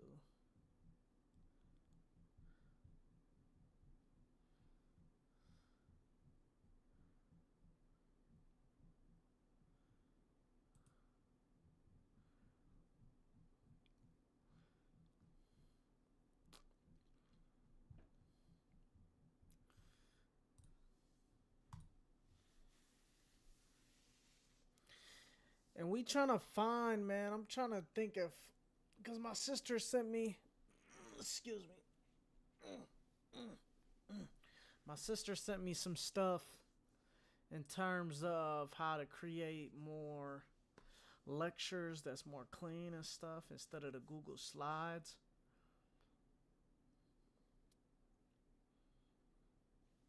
But I don't know. We might use that. We might use that for only if it gets it right though, man. You know what I'm saying? Like, cause it was looking right, looking like she know what she doing and stuff. So we just trying to create each slide, make them correct.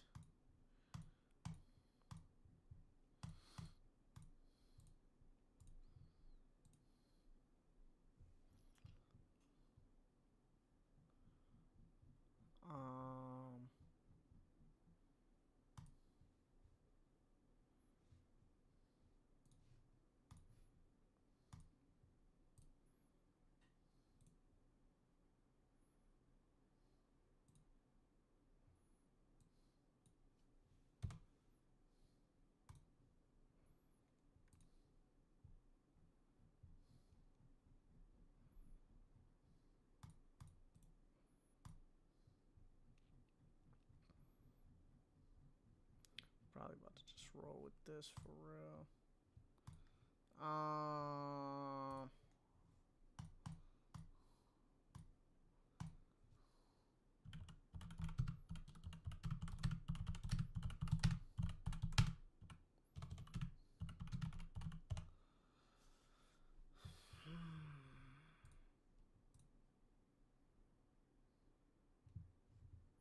Watch party.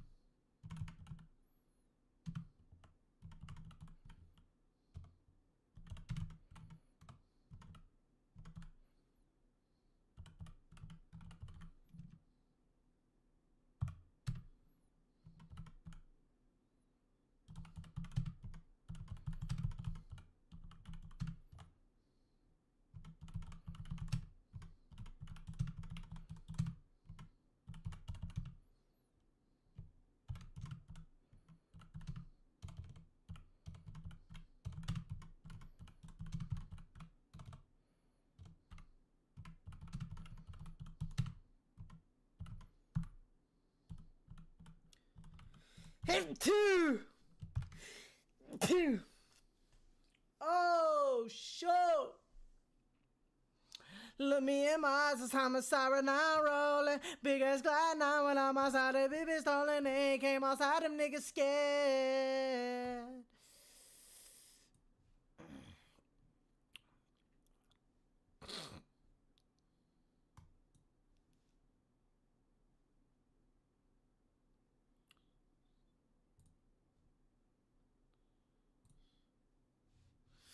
Big ass Glock now when I'm outside of the bitch stolen. They ain't came outside, them niggas scared.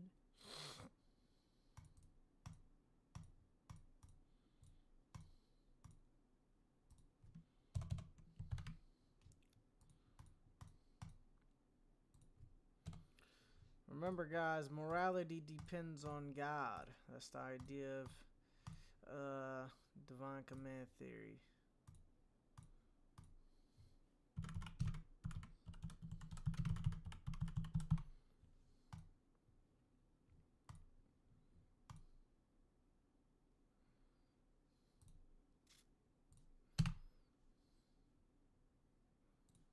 God does not force obedience, guys. God does not force obedience. You can choose to follow God or not.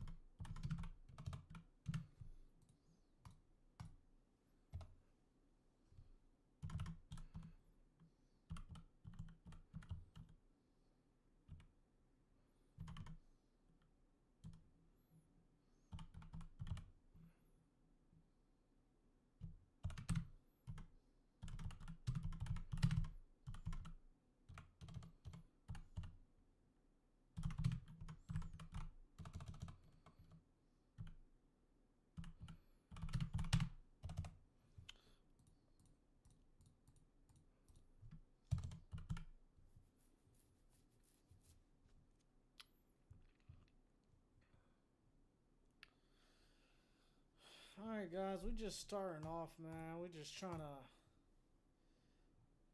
get things in motion, guys. Remember, the goal is to get things in motion, not really cook up. This is next week's project, man. We just starting off. We starting off early. We starting off early, guys. We starting off early.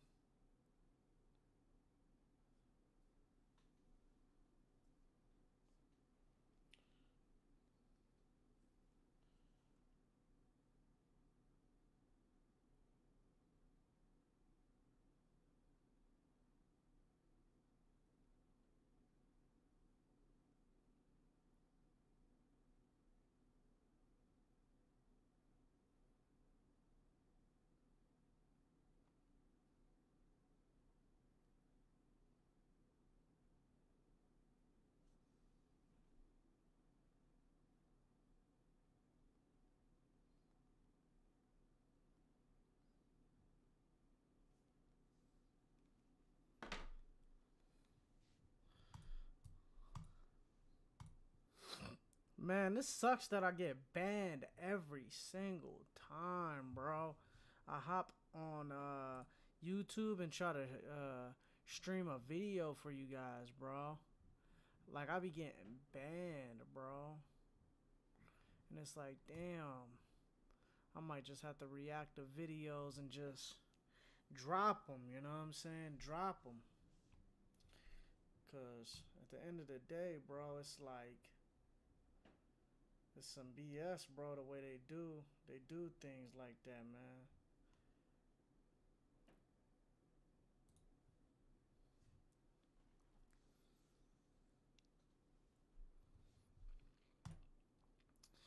What is divine command theory? What is divine command theory? Morality depends on God. And that's what it means.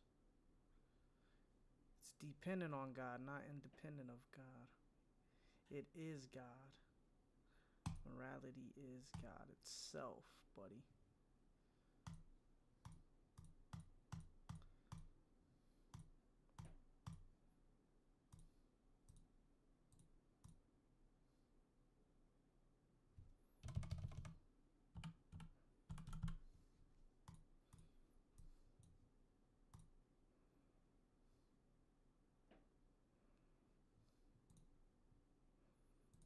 Why is this like this, bro?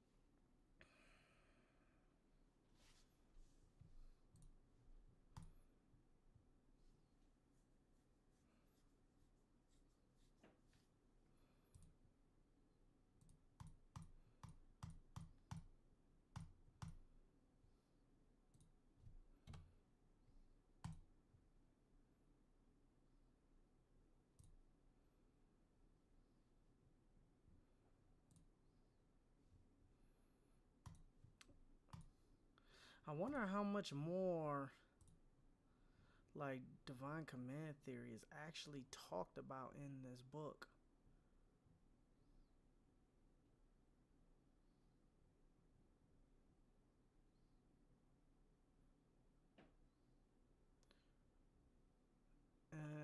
It might be talked about in this book even more.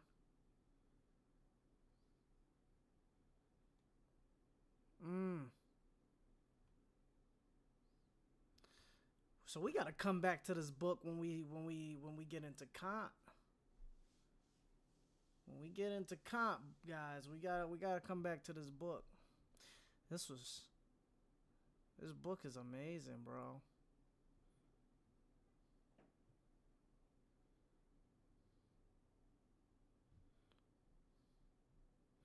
Bro, I don't see nothing else on divine command theory in here for real. We already read that yesterday, guys. I got physical books too, guys. I'm trying to figure out how to incorporate this into the method. You know what I'm saying? To the method, guys. So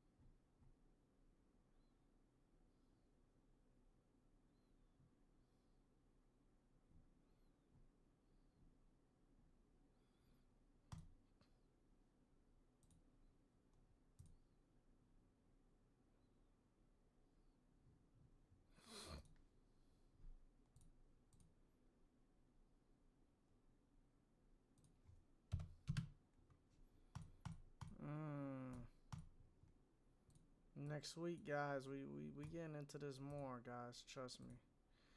I don't know how much longer I want to mess with this today. Cause we already got two sources. I mean, those is two credible sources we could use. We keep it nice, simple. These slides should be nice and simple, so the general audience can understand this. I'm trying to think, should we do some more research, mess with Google Slides more, or maybe I should get off stream, react to another video. I already reacted to a video today.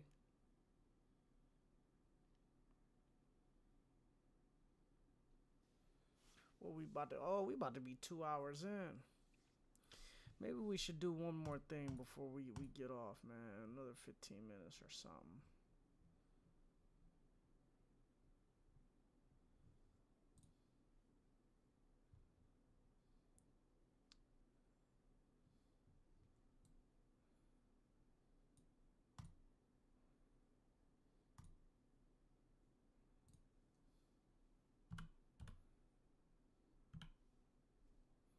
Should we use some of these arguments?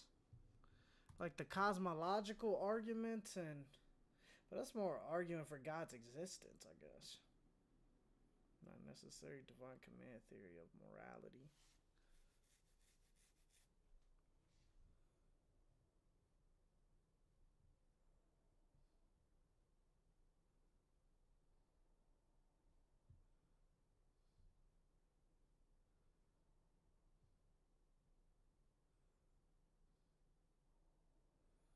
Divine revelation.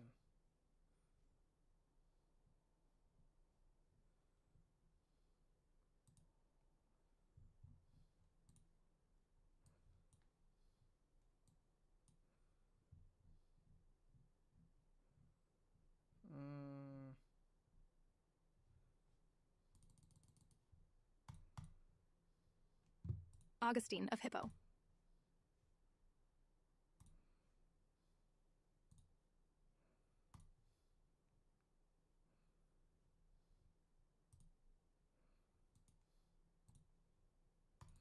Augustine of Hippo. In the early Christian era, St. Augustine offered a foundational religious perspective aligning with divine command theory. Augustine's ethics started from the idea of a supreme good and identified that good with God. He argued that living morally requires rightly ordered love. Humans must love things in the right way, which first and foremost means loving God properly. Bro, we might have to have a whole slide on this nigga Augustine, bro. The supreme good, bro. The idea of the supreme good, bro. Shit's just fucking genius, bro.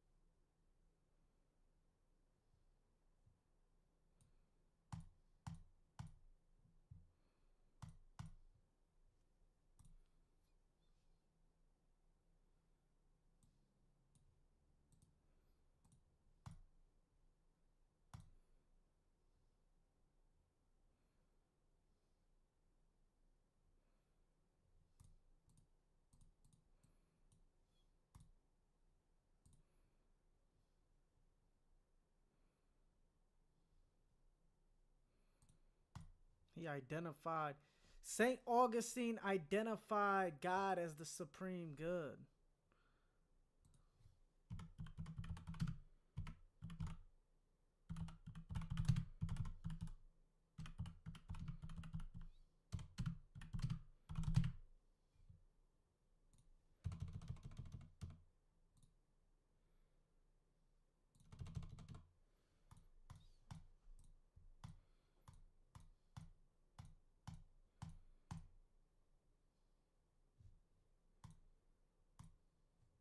the early Christian era, St. Augustine offered a foundational religious perspective aligning with divine command theory. Augustine's ethics started from the idea of a supreme good and identified that good with God. He argued that living morally requires rightly ordered love. Humans must love things in the right way, which first and foremost means loving God properly. By loving God, who is supremely worthy of love, humans can then love other things in the appropriate manner. A well-ordered soul, in Augustine's view, results from subordinating oneself to God's will. Unlike Plato, who saw a well-ordered soul as a result of aligning with abstract goodness, Augustine believed a well-ordered soul has a higher purpose. It consists in obedience to God's commands as the path to virtue and happiness. In this sense, Augustine's ethics were heteronymous rather than autonomous. He held that moral truth does not exist apart from God. True virtue is achieved only by living in accordance with God's will. Augustine thus can be seen as an early proponent of a divine command approach. He grounded moral obligations in the love and authority of God, arguing that only by devotion and obedience to God can humans attain righteousness and the proper ordering of their lives. Augustine thus can be seen as an early proponent of a divine command approach. He grounded moral obligations in the love and authority of God, arguing that only by devotion and obedience to God can humans attain righteousness and the proper ordering of their lives.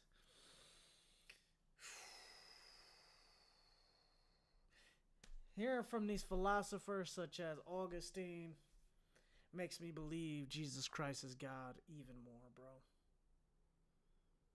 I came to the conclusion. How can a being that rises up from the dead, bro, literally not have some type of divinity in them? Like, that's crazy.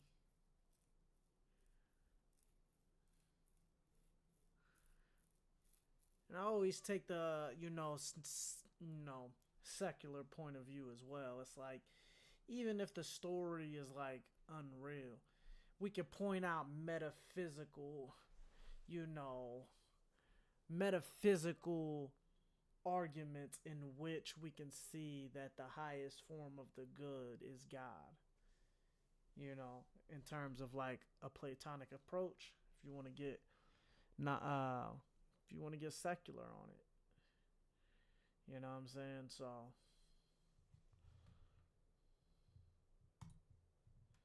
Thomas Aquinas. Medieval philosopher-theologian Thomas Aquinas is usually associated with natural law ethics rather than strict divine command theory. Aquinas taught that God created the world with a rational order and that humans, through reason, can discern natural laws that define morality.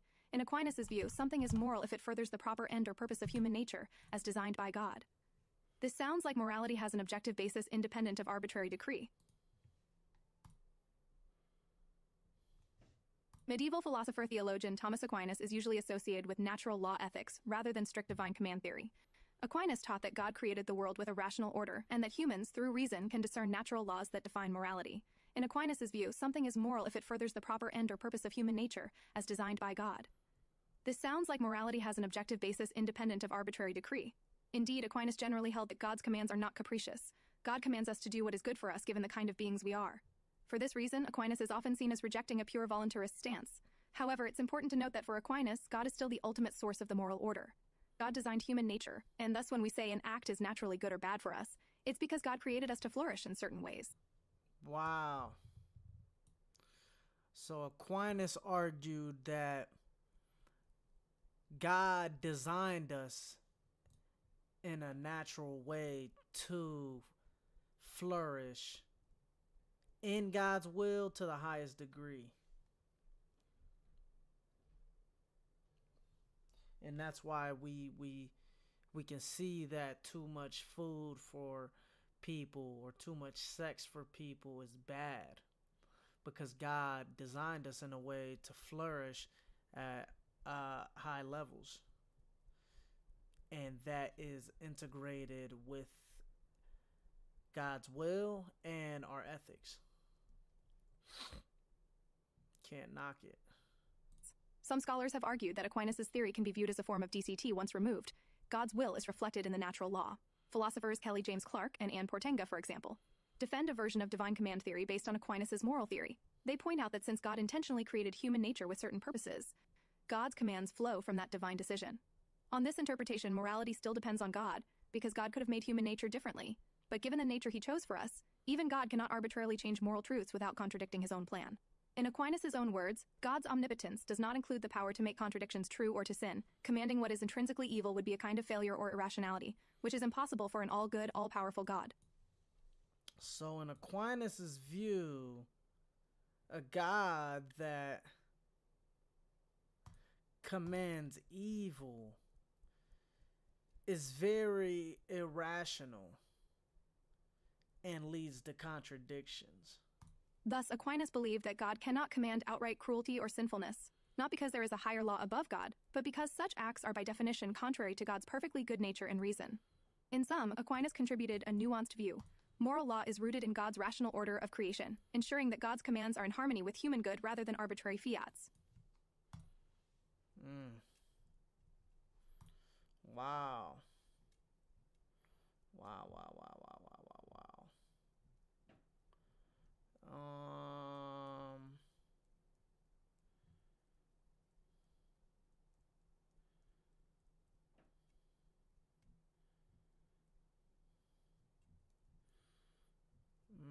We could get into some of these comparisons with other ethical frameworks. Maybe we'll go through that and then I'll hop off.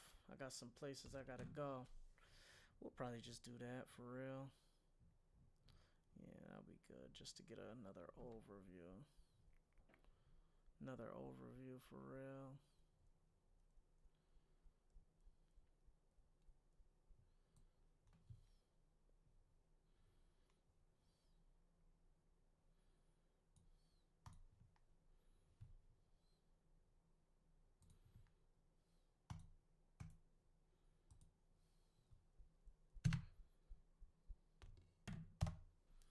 Hold on, give me a second, guys. I'm gonna go use the bathroom. We could probably just mess around with some of these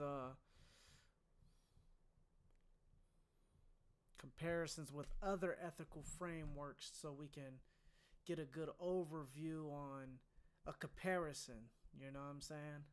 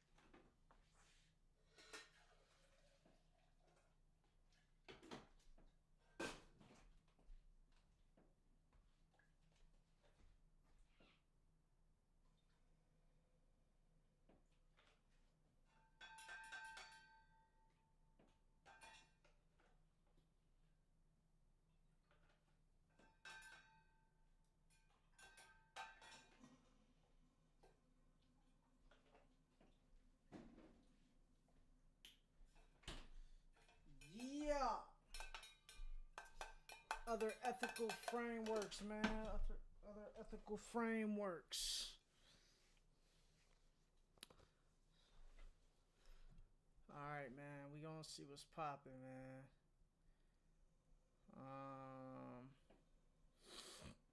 We're gonna check out these other ethical frameworks. Then after that, we'll probably hop off. I got some places I gotta be. Let me go ahead and plug up my stuff real quick, though.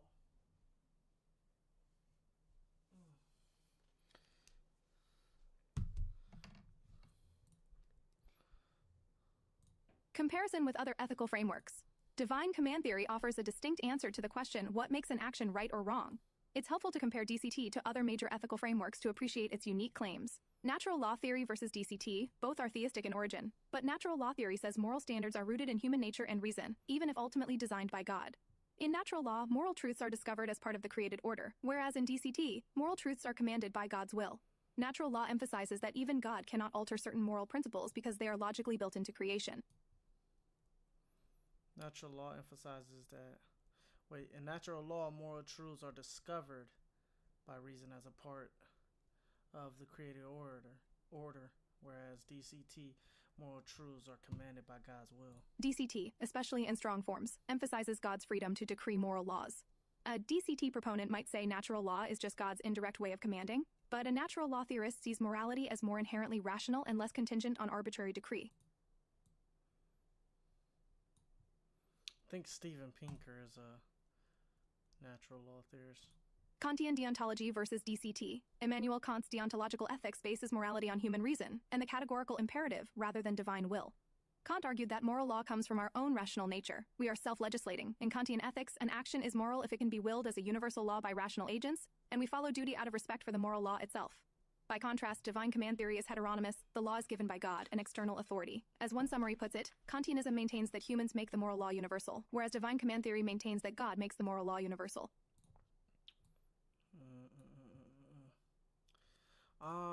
As one summary puts it, Kantianism maintains that humans, through reason, make the moral law universal, whereas DCT maintains that God makes the moral law universal. Kant himself was critical of basing ethics on religion. He viewed obedience out of fear or desire for reward as less authentically moral. Some philosophers have attempted to reconcile the two, suggesting Kant's reasoning could be seen as compatible with God's will, but generally Kantian ethics and DCT differ on whether moral. Obligation is ultimately self-imposed by rational autonomy, or imposed by divine authority. Utilitarianism versus DCT. Utilitarianism says that what makes actions right or wrong are their consequences, specifically the amount of happiness or suffering they produce. Yeah. Utilitarianism is whatever. Utilitarianism is producing the most good for the most people. That is the moral standard.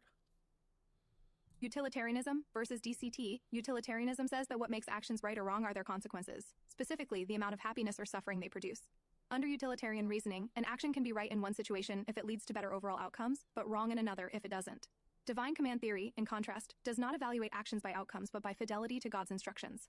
From a DCT perspective, if God has commanded do not lie, then lying is intrinsically wrong regardless of any apparently good results it might bring about. Even if breaking a rule seems beneficial in a situation, a DCT adherent would maintain that moral goodness consists in obeying God's will, not maximizing utility. Thus, DCT yields absolute duties, whereas utilitarianism is flexible and situational, weighing good versus bad consequences for each act. Yeah, guys, remember, DCT is based off of duty. You have duties to fulfill God's laws. If God says do this, no matter of the outcomes, you have to do this. Right? Utilitarianism is based off of the consequences alone. Whatever produces the most happiness for the most amount of people, that is the law in which you have to pursue in a utilitarianism framework. The two frameworks often diverge. For example, utilitarian logic might justify a lie to save a life, but strict DCT might forbid the lie if honesty is divinely commanded as an unconditional duty. Virtue ethics versus DCT. Virtue ethics focuses on character and virtue, being a good person, rather than on following specific rules or calculating outcomes. A virtue ethicist asks, what kind of person should I be? And emphasizes moral virtues developed through habit. Divine command theory, on the other hand, is more act-oriented and rule-oriented. It defines right actions in terms of obedience. That said, DCT and virtue ethics can intersect. A religious ethicist might say that cultivating virtues is important because God wants us to become virtuous. Yeah, virtue ethics can be integrated with divine command theory, guys.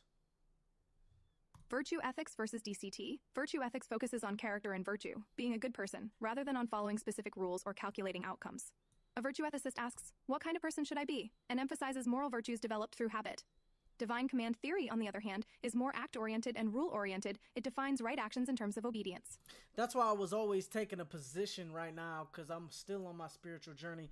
Right now, I'm a divine command theorist, Platonic Christian. You know what I'm saying? So I follow God's rules, but I still analyze biblical scripture through Platonic reasoning. You know what I'm saying? The highest form of good, the highest form of justice. And these is a lot of like virtue ethics positions in terms of like what Plato was talking about. You know what I'm saying? Because his goal was to create a functional society, and a lot of the things he talked about was virtue ethics. I think, you know, a lot of people probably wouldn't just classify him as that, but you can see the overlap. You know what I'm saying? That said, DCT and virtue ethics can intersect. A religious ethicist might say that cultivating virtues is important because God wants us to become virtuous.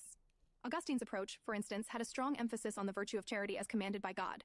The key difference is that virtue ethics doesn't necessarily invoke God. One can pursue virtues as fulfillment of human nature, whereas DCT explicitly grounds the authority of virtues or moral training in God's will. Virtue ethics is an autonomous approach to morality, while DCT is heteronymous. In practice, a person following DCT might end up valuing the same virtues, but will cite obedience to God as the reason those virtues are essential. Moral relativism versus DCT. Moral cultural relativism holds that right and wrong are not absolute, but depend on cultural or individual perspectives. Right. So moral relativism is, the idea is whatever the culture's preferences are, morally and ethically, that is the correct standard. Moral relativism versus DCT. Moral cultural relativism holds that right and wrong are not absolute, but depend on cultural or individual perspectives. Remember, it's no such thing as objective standards in moral relativism or cultural relativism. Divine command theory stands in opposition to relativism by asserting an absolute universal standard. God's commandments apply to all people, at all times, regardless of culture. However, there is an interesting angle DCT could be seen as a kind of theological relativism if different religions have different divine commands. In principle, though, a single God's will is an absolute standard. So a Christian DCT advocate, for example, would say regardless of what various societies think about, say, murder or theft, those acts are wrong if God has forbidden them. DCT thus provides a clear-cut yardstick, avoiding the core issue of relativism. The flip side is that DCT is only as absolutist as one's certainty about God's commands. Differing interpretations could make it appear relativistic across religions or sects. In summary, divine command theory is unique in making divine authority the foundation of ethics. Unlike human-centered theories, DCT insists that without God to ground moral laws, we ultimately lack a binding standard. This gives DCT a powerful simplicity. Right is right because God says so. But, as we will see, it also raises several challenges and criticisms. Yeah, guys. Yeah, this is looking good, though, man. Natural law, grounded. Aquinas talked about how natural law, God created us in a natural way for humans to flourish. You know what I'm saying? Kantian ethics is based off of the categorical imperative, but he talked about how we need God to base our morals off of too, because without an objective standard, things tend to get, subjective in nature. You know what I'm saying? But the categorical imperative is different, because the categorical imperative is we must do these duties absolutely, right? Lying is wrong regardless, and no matter what. But in divine command theory, the idea is if God says you can lie, you have to lie, because God says so. Utilitarianism is all about consequences. Produce the most happiness for the most amount of people. So it's dependent on consequences. But as we see with divine command theory, we can see that divine command theory is based off of duties. God said do these things, so therefore we must do those things. Virtue ethics, virtue ethics is all about the highest form of ethics. Whatever is right, whatever is the highest form of love, whatever is the highest form of justice, that's what creates the morality. You know what I'm saying? But DCT can definitely be integrated with virtue ethics. Remember that, guy. Moral relativism, you know what I'm saying? The idea is whatever standards that culture has, that is the right standard. So if there's, because there, let's say there's a culture out there that likes to, you know, eat kids. You know what I'm saying? That's right to them. That's the idea.